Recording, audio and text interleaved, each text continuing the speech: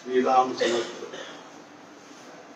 समर्थ सत् विदेहापरी चालवोनी प्रपंच मुमुक्षु जनालागी अध्यात्म चर्चा करोनी बहुलोक जे मेळवीती नमस्कार त्या ब्रह्म चैतन्य मूर्ति सद्गुरुनाथ महाराज की जय जय जय रघुवीर समर्थ समर्थ सद्गुरु श्री ब्रह्म चैतन्य महाराजರ सद्गुरु श्री ब्रह्मानंद महाराजರ ಅನುಗ್ರಹದಿಂದ ಕಳೆದ 1.5 ವರ್ಷಗಳಿಂದ ನಾವು ಈ ಒಂದು ಪ್ರಚಂಡವಾಗಿರ್ತಕ್ಕಂಥ ಜೀವಘಾತಕವಾಗಿರ್ತಕ್ಕಂಥ ಮಹಾಮಾರಿಯ ಅಂದರೆ ಕೊರೋನಾದ ಒಂದು ಉಪಟಳಕ್ಕೆ ನಾವು ಎಲ್ಲರೂ ಏನಾಗಿದ್ದೀವಿ ಅಂತಂದ್ರೆ ವಶರಾಗಿದ್ದೀವಿ, ಉಪಟಳ ವಶರಾಗಿದ್ದೀವಿ ಮತ್ತು ಅತ್ಯಂತ ಪೀಡಾದಾಯಕವಾಗಿರ್ತಕ್ಕಂಥ ಒಂದು ವಾತಾವರಣ ಈ ಬಹಳಷ್ಟು ಕಡಿಮೆ ಆಗಲಿಕ್ಕತ್ತಿದೆ.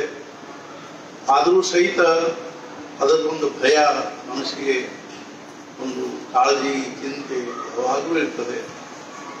ಆದರೆ ಇಂಥ ಪರಿಸ್ಥಿತಿ ಇದೆ ಅಂತ ತಿಳ್ಕೊಂಡು ನಾವು ಸಾಮಾನ್ಯವಾಗಿ ಯಾವ ನಮಗೆ ಭಗವಂತ ಈ ಮನುಷ್ಯ ದೇಹವನ್ನು ಕೊಟ್ಟಿದ್ದಾನೋ ಅದನ್ನು ಪ್ರಪಂಚದ ಯಾವುದೇ ಪರಿಸ್ಥಿತಿಯಲ್ಲಿನೂ ನಾವು ಅದನ್ನು ವ್ಯರ್ಥವಾಗಿ ಕಳ್ಕೋಬಾರ್ದು. ಆ ದೇಹ ಅನ್ನೋದನ್ನು ಬಹಳ ಮಹತ್ವಪೂರ್ಣವಾಗಿರ್ತಕ್ಕಂಥದ್ದು. ಇವಾಗ ಮುಂಜಾನೆ ಯಾವುದೋ ಒಂದು ವಿಚಾರ ಓದುವಾಗ ಬೆಲ್ಸರ್ ಅವರ ಪುಸ್ತಕದಲ್ಲಿ ಬರೆದಿದ್ದಾರೆ ಏನು ಅಂತಂದ್ರೆ, ಉಳಿದ ಎಲ್ಲ ಪ್ರಾಣಿಗಳಲ್ಲಿ ಮನುಷ್ಯ ದೇಹದ ಒಂದು ಬಹಳ ದೊಡ್ಡ ವೈಶಿಷ್ಟ್ಯ ಏನು ಅಂದ್ರೆ, ಉಳಿದ ಎಲ್ಲ ಪ್ರಾಣಿಗಳು ಅವುಗಳಲ್ಲಿ ಅಪೂರ್ಣತೆ ಭಾವ ಅಥವಾ ಪರಿಪೂರ್ಣತೆ ಭಾವದ ಪ್ರಶ್ನೆ ಇಲ್ಲ. ಯಾಕೆಂದ್ರೆ ಅವುಗಳಿಗೆ ಅರ್ಥಾತ್ ಏನು ಅಂದ್ರೆ ಅರಿವು ಸಂಪೂರ್ಣವಾಗಿ ವಿಕಾಸವಾದದ್ದಿಲ್ಲ.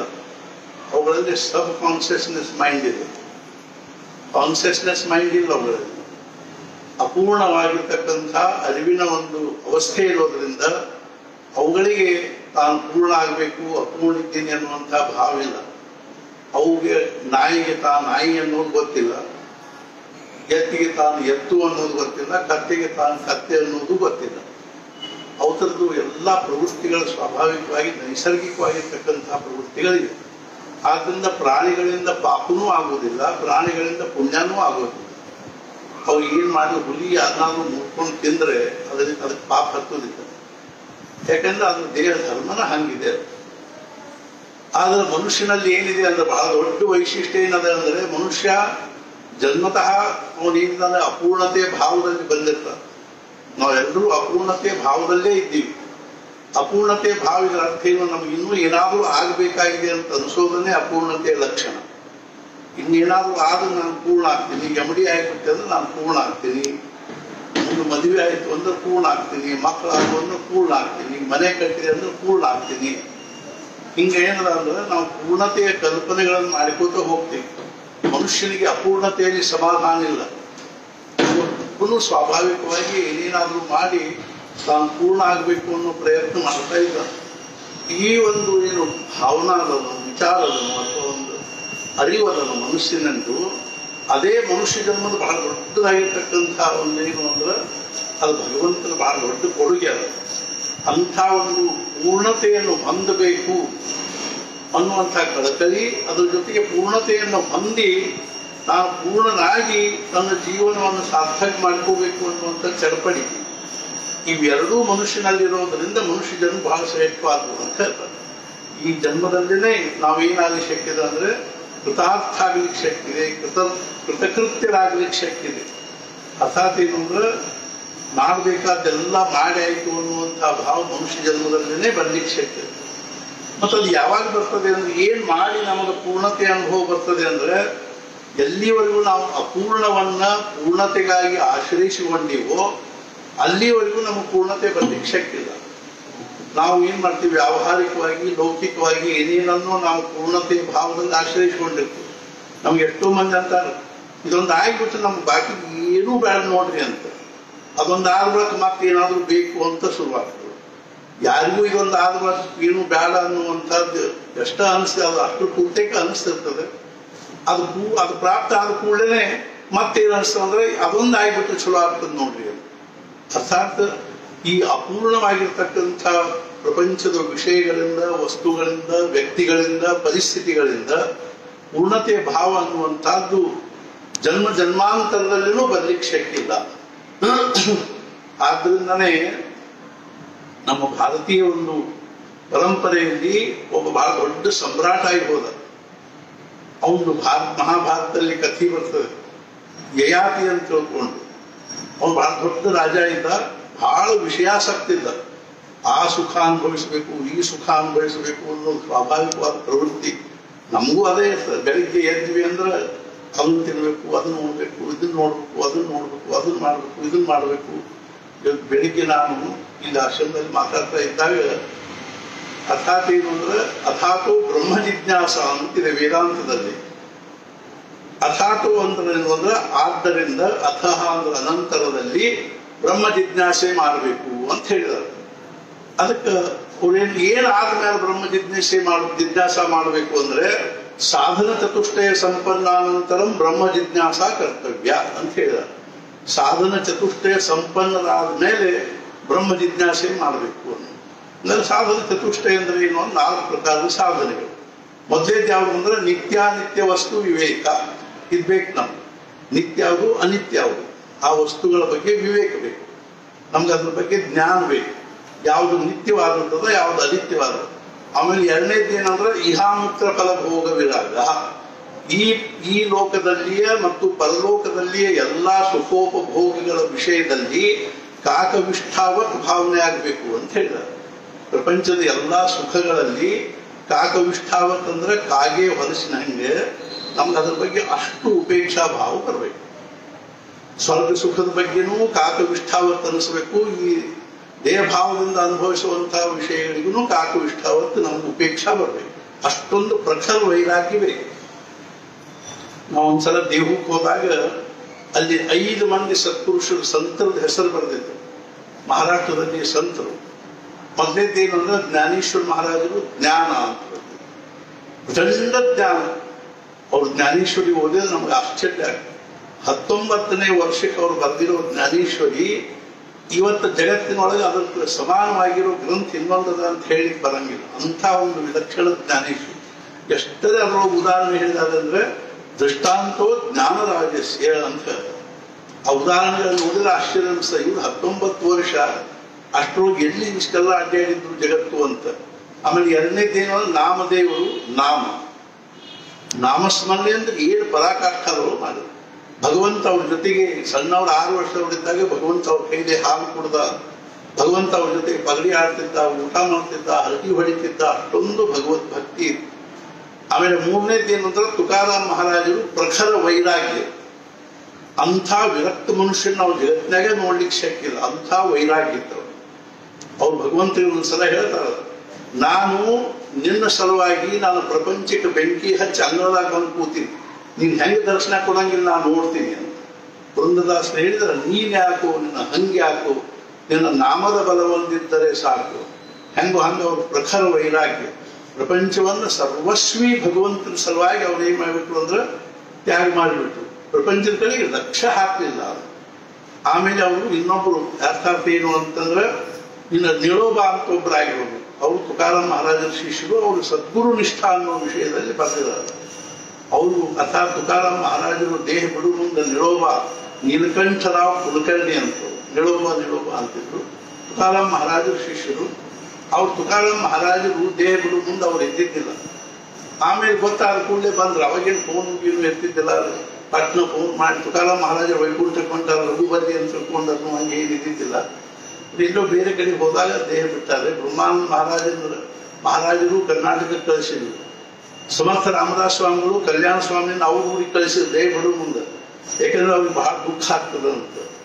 ಹಂಗೆ ನಿರೋಬಾನು ಸಹಿತ ಅದು ಬೇರೆ ಕಡೆ ಹೋದಾಗ ತುಕಾರಾಮ್ ಮಹಾರಾಜರು ದೇಹ ಬಿಟ್ಟು ಆಮೇಲೆ ಗೊತ್ತಾದ ಕೂಡಲೇ ಬಂದ ಕೂಡ ಏನು ಅವರು ಗಟ್ಟಿ ಕಣ್ಮುಚ್ಕೊಂಡು ಕೂತು ತುಕಾರಾಮ್ ತುಕಾರಾಮ್ ತುಕಾರಾಮ್ ತುಕಾರಾಮ್ ತುಕಾರಾಮ್ ಅನ್ಕೋತ ಕೂತು 21 ದಿವಸ ಅಲ್ಲಿಂದ ಅಳಿಗಾಡಲಿಲ್ಲ. ಅವರು ಅನ್ನಿಲ್ಲ, ನೀರಿಲ್ಲ, ನಿದ್ದಿಲ್ಲ, ನೀರಕ್ಕಿಲ್ಲ. 21 ದಿವಸ ಆದ ಕೂಡಲೇ ಪ್ರತ್ಯಕ್ಷ ಭಗವಂತ ವಿಠಲ ಪಾಂಡುರಂಗ ಬಂದು ಮುಂದೆ ನಿಂತು ನಿಳೋಬ ಕಣ್ಣು ತೆಗಿಯಲ್ಲ. ಯಾರು ನೀವು?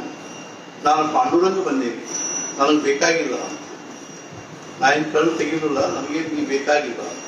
ಹಿಂದೆ ಧ್ರುವ ಕರೆದಿದ್ದ ಅವಾಗ ಹೋಗಿದ್ರಿ, ಪ್ರಹ್ಲಾದ್ ಕರೆದಿದ್ದ ಅವಾಗ ಹೋಗಿದ್ರಿ, ನಾನು ನಿಮ್ಮನ್ನು ಕರೆದೇ ಇಲ್ಲ. ನಾನು ನಿಮ್ಮನ್ನು ನೋಡ್ಲಿಕ್ಕೆ ನಾನು ಕಣ್ಣು ತೆಗಿಲಿಲ್ಲ. ಮತ್ತೆ ಯಾರು ಬೇಕು? ತುಕಾರಾಮರು ಬೇಕು. ತುಕಾರಾಮರನ್ನು ಕಳಿಸಿದ್ರೆ ಕಣ್ಣು ತೆಗಿತಿಲ್ಲ, ತೆಗಿಯಂಗಿಲ್ಲ. ಮತ್ತೆ ಪಾಂಡುರಂಗ ವೈಕುಂಠಕ್ಕೆ ಹೋಗಿ ತುಕಾರಾಮರಿಗೆ ಹೇಳಿದ, ಹೋಗು, ನೀನ ಹೋದ್ರೆ ಕಣ್ಣು ತೆಗಿತಾರಂತ. ತುಕಾರಾಮ್ ಮಹಾರಾಜ್ ಬಂದು ಅವ್ರು ಹೇಳಿದ್ರು, ನಾನು ಬಂದೀನಿ ಅಂತ.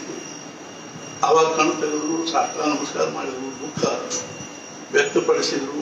ತುಕಾರಾಮ್ ಮಹಾರಾಜರಿಗೆ ಹೇಳಿದ್ರು, ನಿಮ್ಮ ವಿಯೋಗ ನನಗೆ ಸಹನ ಆಗೋದಿಲ್ಲ, ಯಾವಾಗಲೂ ನೀವು ನನ್ನ ಹತ್ರ ಇರುವಂಥದ್ದು ಏನಾದರೂ ಒಂದು ನಿಮ್ಮದು ಗುರುತು ಪಾಠ ಹೋಗಲಿ. ಆಯ್ತು ಅಂತ ಮೂರಿಗೆ ಕೊಟ್ಟು ಹೋದ್ರು. ಬಿಕಾಸ್ ನಾ ಯಾಕೆ ಹೇಳಿಕತ್ತೀನಿ ಅಂದ್ರೆ ಪ್ರಖರ ವೈರಾಗ್ಯ ತುಕಾರಾಮ್ ಮಹಾರಾಜ. ಹೆಂಗೋ ಹಂಗೇನಂದ್ರೆ ಇಹಪರ ಲೋಕಗಳ ವಿಷಯದಲ್ಲಿ ನಮಗೆ ಕಾಕವಿಷ್ಠಾವತ್. ಪಾಂಡುರಂಗ ತುಕಾರಾಮ್ ಮಹಾರಾಜ ಹೇಳಿದ, ತುಕಾರಾಮ ಏನಾದ್ರೂ ಕೇಳ್ಕೊಡ್ತೀನಿ ಅಂತ. ತುಕಾರಾಮ್ ಮಹಾರಾಜರನ್ನು ನಿನ್ನ ಕಡೆ ಏನದ ಅಂತ ಕೇಳ್ಬೇಕು ನಾವು. ನಿನ್ನ ಕಡೆ ಇದ್ದದ್ದು ನನಗೆ ಏನು ಬೇಕಾಗೇ ಇಲ್ಲ, ನನಗೆ ಬೇಕಾದದ್ದು ನಿನ್ನ ಕಡೆ ಇದ್ರೂ ಕೊಡು, ಇಲ್ಲ ಅಂದ್ರೆ ಬಿಡುವ. ಏನು ಕೇಳು, ಏನಾದ್ರೂ ಕೇಳು, ನನಗೆ ಏನೂ ಬೇಡ. ಇಲ್ಲ ನಾನು ಕೊಟ್ಟೆ ಅಂತ ಸಮಾಧಾನ ಮಾಡ್ಕೊಳ್ಳೋಷ್ಟಿದ್ದಾದ್ರೂ ಕೇಳು. ಅವಾಗ ತುಕಾರಾಮ್ ಮಹಾರಾಜರಂದ್ರು ನಮಗೆ, ಅರ್ಥಾತ್ ತುಕಾರಾಮ್ ಮಹಾರಾಜರಂದ್ರು, ನನಗೆ ವೈಕುಂಠ ಬೇಡ, ಲಕ್ಷ್ಮಿ ಬೇಡ, ಅಷ್ಟಸಿದ್ಧಿಗಳು ಬೇಡ, ನವನಿಧಿಗಳು ಬೇಡ.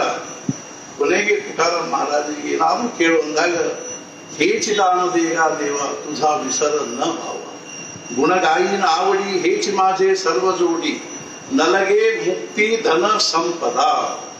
ನನಗೆ ಮುಕ್ತಿ ಬೇಡ, ಧನ ಬೇಡ, ಸಂಪತ್ತು ಬೇಡ. ಅದನ್ನ ವಿದ್ಯಾರಣ್ಯ ಮಹಾಸ್ವಾಮಿಗಳು ಹೇಳಿದ್ದಾರೆ, ನಮೋಕ್ಷಸ್ಯಾಕಾಂಕ್ಷ ನ ಚ ವಿಭವಾಂಛಾಪಿ ಚ ನ ಮೇ ನ ವಿಜ್ಞಾನಾಪೇಕ್ಷಾ ಶಶಿಮುಖ ಸುಖೇಚ್ಛಾಪಿ ನ ಪುನಃ. ಮತ್ತೇನ್ ಬೇಕಂಗಾರೆ, ಅತಸ್ತ್ವಾಂ ಸಂಜ್ಞಾತೆ. ಹೇ ತಾಯಿ, ನಾನು ನಿನ್ನನ್ನು ಕೇಳ್ತಾ ಇದ್ದೀನಿ, ಜನನಿ ಜನನಯ್ಯಾತು ಮಮವೈ, ಬೇಕಾದಷ್ಟು ಜನ್ಮ ಕೊಡು ತಾಯಿ, ದೇವಿ ಪ್ರಾರ್ಥನಾ ಮಾಡ್ತಾ ಇದ್ದಾರೆ. ಮೃಡಾನಿ ರುದ್ರಾಣಿ ಶಿವ ಶಿವ ಭವಾನಿ ಇತಿ ಜಪತಃ. ನಿನ್ನ ನಾಮಸ್ಮರಣೆ ಮಾಡಿಕೋತ ಇರುವಂಥ ಬೇಕಾದಷ್ಟು ಜನ್ಮ. ಹೆಂಗ ತುಕಾರಾಮ್ ಮಹಾರಾಜ, ನನಗೆ ಮುಕ್ತಿ ಧನ ಸಂಪದ ಸಂತ ಸಂಗ ದೇವಿ ಸದಾ, ನನಗೆ ಸತ್ಸಂಗ ಕೊಡು. ತುಕಾಮನೆ ಗರ್ಭವಾಸಿ ಸುಖೇ ಘಾಲಾವ್ಯ. ನೀನಷ್ಟು ಕೊಟ್ಟು ನಿನ್ನ ವಿಸ್ಮರಣೆ ಆಗದೆ ಇರುವಂತೆ ಅನುಗ್ರಹ ಮಾಡು, ಯಾವಾಗಲೂ ಸತ್ಸಂಗ ಕೊಡು. ಇಷ್ಟು ಕೊಟ್ಟು ನೀನು ಬೇಕಾದಷ್ಟು ಜನ್ಮ ಕೊಡುವಂತೆ. ಅರ್ಥಾತ್ ನಾ ಯಾಕೆ ಹೇಳಿಕತ್ತೀನಿ ಅಂದ್ರೆ, ಯಾವ ಭೂಮಿಕಾದಲ್ಲಿರ್ತಾರೋ. ಬಿಕಾಸ್ ನಾನು ಅರ್ಥಾತ್ ಏನು ಅಂದ್ರೆ ಇಹಪರ ಲೋಕಗಳ ವಿಷಯದಲ್ಲಿ. ಆಮೇಲೆ ಏನಂದ್ರೆ ಶಮದಮಾದಿ ಷಟ್ ಸಂಪತ್ತಿ, ಮೂರನೇದ್ದು ಸಾಧನ ಚತುಷ್ಟಯದಲ್ಲಿ ಶಮ ದಮ ತಿತಿಕ್ಷಾ ಉಪರತಿ. ಅರ್ಥಾತ್ ಏನು ಅಂತಂದ್ರೆ ಇಂಥವು 6, ಶ್ರದ್ಧಾ ಸಮಾಧಾನ. ಕೊನೆಗೇನು ಅಂದ್ರೆ ಮುಮುಕ್ಷುತ ಅಂತ ಹೇಳ್ತಾರೆ. ಇವೆಲ್ಲ ಇಟ್ಕೊಳ್ಳ ನಾ ಯಾಕೆ ಹೇಳಿಕತ್ತೀನಿ ಅಂದ್ರೆ, ನಿತ್ಯಾನಿತ್ಯ ವಸ್ತು ವಿವೇಕ. ನಿತ್ಯ ಯಾವುದು, ಅನಿತ್ಯ ಯಾವುದು.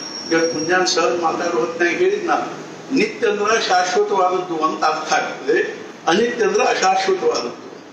ಆದ್ರೆ ಹೆಂಗೆ ಅರ್ಥ ಮಾಡ್ತಾರೆ ಅಂದ್ರೆ, ನಿತ್ಯ ಅಂದ್ರೆ ಯಾವ್ದು ನಮ್ಮ ನಿತ್ಯದ ಕಡೆ ತಗೊಂಡು ಹೋಗ್ತದೋ ಅದು ನಿತ್ಯ. ಅಂದ್ರೆ ಏನು ಅಂದ್ರೆ ನಾಮಸ್ಮರಣೆ, ಉಪಾಸನೆ, ಭಜನೆ, ಸತ್ಸಂಗ, ಸ್ವಾಧ್ಯಾಯ, ಅರ್ಥಾತ್ ತೀರ್ಥಾಟನೆ, ವ್ರತ, ವೈಕಲ್ಯ, ಇವೆಲ್ಲ ನಿತ್ಯ. ಅನಿತ್ಯ ಯಾವುವು ಅಂದ್ರೆ ಮನಿ, ಮಾರು, ಪ್ರಪಂಚ, ದುಡ್ಡು, ವ್ಯವಹಾರ, ಹೋತು ಬಂತು, ಬೆಳ್ಳಿ ಬಂಗಾರ, ವಸ್ತು, ಒಡವೆ, ವ್ಯವಸಾಯ, ದಂಧೆ, ನೌಕರಿ, ಚಾಕರಿ, ಇವೆಲ್ಲ ನಮ್ಮ ಅನಿತ್ಯದ ಕಡೆಗೆ ತಗೊಂಡು ಹೋಗುವುದರಿಂದ ಇವೆಲ್ಲ ಅನಿತ್ಯ ಅಂತ. ಹೆಂಗೋ ಹಂಗೇನಿದೆ ಅಂತಂದ್ರೆ, ಅರ್ಥಾತ್ ನಾವು ಭಗವಂತನ ಕಡೆಗೆ ಹೋಗಬೇಕು ಅನ್ನುವಂಥದ್ದೇ ಮುಖ್ಯವಾಗಿರ್ತಕ್ಕಂಥ. ಆದ್ರೆ ನಾನು ಏನಂದ್ರೆ, ಎಲ್ಲಿವರೆಗೂ ನಾವು ಶಾಶ್ವತವಾದದ್ದನ್ನು ಆಶ್ರಯಿಸಿಕೊಂಡು ಸುಖಿ ಆಗಬೇಕು ಅಂತೀವೋ ಅಲ್ಲಿವರೆಗೂ ನಮಗೇನಾಗ್ಲಿಕ್ಕೆ ಶಕ್ತಿಲ್ಲ ಅಂದ್ರೆ, ಸಮಾಧಾನ ಆಗ್ಲಿಕ್ಕೆ ಶಕ್ತಿಲ್ಲ, ಸುಖ ಆಗ್ಲಿಕ್ಕೂ ಶಕ್ತಿ. ಯಾವುದನ್ನ ಆಶ್ರಯಿಸಿವೋ ಅದರ ಸ್ವತಃ ಅಶಾಶ್ವತ ಇರೋದು, ಪರಿವರ್ತನೆ ಹೊಂದುವಂತಹದ್ದಾಗಿರೋದ್ರಿಂದ ಅದನ್ನು ಪಡ್ಕೊಂಡು ನಮಗೆ ಸುಖ ಆಗಿತ್ತು ಅನ್ನುವಂಥ ಕಲ್ಪನೆ ಅಂದ್ರೆ, ಅದು ಬೆಳಿಗ್ಗೆ ಹೇಳ್ತಿದ್ದೇವೆ. ಒಂದು ದೊಡ್ಡದು ನಮಗೆ ಶಶಿ ಜೊತೆ ಮಾತಾಡೋದನ್ನ ಹಿಪ್ನಾಟೈಸೇಷನ್ ಆಗಿದೆ. ಹಿಪ್ನಾಟೈಸೇಷನ್ ಎಂದ್ರು ಅಂದ್ರೆ ಭ್ರಮ, ಅರ್ಥಾತ್ ಆತ್ಮ ಸಮೂಹ, ಸೆಲ್ಫ್ ಹಿಪ್ನಾಟೈಸೇಷನ್. ಏನಂತಾಗಿದೆ ಅಂದ್ರೆ, ನಾವು ಬಹಳಷ್ಟು ಕಲಿತರೆ ಸುಖ ಆಗ್ತದೆ, ಆಮೇಲೆ ದೊಡ್ಡ ನೌಕರಿ ಮಾಡಿದ್ರೆ ಸುಖ ಆಗ್ತದೆ, ಬಹಳಷ್ಟು ಸಂಪಾದನೆ ಮಾಡಿದ್ರೆ ಸುಖ ಆಗ್ತದೆ, ಮದುವೆ ಮಾಡಿಕೊಂಡ್ರೆ ಸುಖ ಆಗ್ತದೆ, ಮಕ್ಕಳಾದ್ರೂ ಸುಖ ಆಗ್ತದೆ, ಮನೆ ಕಟ್ಟಿದ್ರೆ ಸುಖ ಆಗ್ತದೆ. ಆಮೇಲೆ ಏನು ಅನೇಕ ಇಂಥವು 108 ಆ ಗಾಡಿ ಆಗ್ಬೇಕು, ಘೋಡ ಆಗ್ಬೇಕು, ಅದಾಗಬೇಕು, ಇದಾಗಬೇಕು, ಅಷ್ಟಾದ ಸುಖ ಆಗ್ತದೆ, ಇಷ್ಟಾದ ಸುಖ ಆಗ್ತದೆ, ಒಂದು ದೊಡ್ಡದೊಂದು ಆಶ್ರಮ ಕಟ್ಟಿದ್ರೆ ಸುಖ ಆಗ್ತದೆ. ಅರ್ಥಾತ್ ಏನು ಅಂದ್ರೆ ಈ ಪ್ರಪಂಚದ ಏನೇ ಒಂದು ನಮಗೆ ಪಡ್ಕೊಂಡು ನಮಗೆ ಸುಖ ಆಗ್ತದೆ ಅಂತ ಅನ್ಸೋದೇನದನೋ ಇದೊಂದು ಪ್ರಕಾರದ ಸೆಲ್ಫ್ ಹಿಪ್ನಾಟೈಸೇಷನ್. ಮತ್ತೆ ಏನಾಗ್ಬೇಕು ನಮ್ಗೆ ಡಿಹಿಪ್ನಾಟೈಸೇಷನ್ ಆಗ ಅಂದ್ರೆ ಏನಿದೆ ಅರ್ಥ ಅಂದ್ರೆ ದುಡ್ಡಿನಲ್ಲಿ ಸುಖ ಇಲ್ಲ, ಪ್ರಪಂಚದಲ್ಲಿ ಸುಖ ಇಲ್ಲ, ಮನಿ ಮಾರ್ಗದಲ್ಲಿ ಸುಖ ಇಲ್ಲ, ಹೆಂಡ್ರು ಮಕ್ಕಳಲ್ಲಿ ಸುಖ ಇಲ್ಲ, ತಂದೆ ತಾಯಿ ಅಣ್ಣ ತಮ್ಮ ಅಕ್ಕ ತಂಗಿ ಮಿಥ್ಯಾ ಎಂದು ತಿಳಿಯಬೇಕು, ದೇವರು ಒಬ್ಬನೇ ಶಾಶ್ವತ, ಅಹೋರಾತ್ರಿ ರಾಮ ಭಜನೆಯಲ್ಲಿ ಕಳೆಯಬೇಕು. ಏನಾದ್ರೂ ಸುಖ ಆಗ್ತದೆ, ನಾಮಸ್ಮರಣೆಯಿಂದ ಸುಖ ಆಗ್ತದೆ, ಅರ್ಥಾತ್ ಸದ್ಗುರುಗಳಿಗೆ ಶರಣ ಹೋಗೋದ್ರಿಂದ ಸುಖ ಆಗ್ತದೆ, ಭಗವಂತನ ಭಕ್ತಿ ಮಾಡಿದ್ರೆ ಸುಖ ಆಗ್ತದೆ, ಉಪಾಸನಾ ಮಾಡಿದ್ರೆ ಸುಖ ಆಗ್ತದೆ, ವೃತ ವೈಕಲ್ಯಗಳನ್ನು ಮಾಡಿದ್ರೆ ಸುಖ ಆಗ್ತದೆ, ಪಾಠ ಪಾರಾಯಣಗಳನ್ನು ಮಾಡಿದ್ರೆ ಸುಖ ಆಗ್ತದೆ. ಭಗವಂತನನ್ನು ಕುರಿತು ಏನ್ ಮಾಡುವುದು ಅಂತ ಜಗತ್ ಅದನ್ನು ಸಾಮಾನ್ಯವಾಗಿ ಶಾಸ್ತ್ರಗಳಲ್ಲಿ ಅದನ್ನು ಮಾಡಿದ್ರೆ ಸುಖ ಆಗ್ತದೆ ಅನ್ಸೋದು ಡಿಹಿಪ್ನಾಟೈಸೇಷನ್.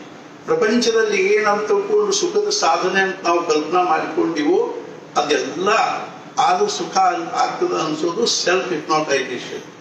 ಆದ್ರಿಂದ ನಮ್ಗೆ ಏನಾಗ್ಬಿಟ್ಟಿದೆ ಅಂದ್ರೆ ಈ ಜಗತ್ತಿಗೆ ಒಂದು ಹಿಪ್ನಾಟೈಸೇಷನ್ ಆಗಿಬಿಟ್ಟದೆ.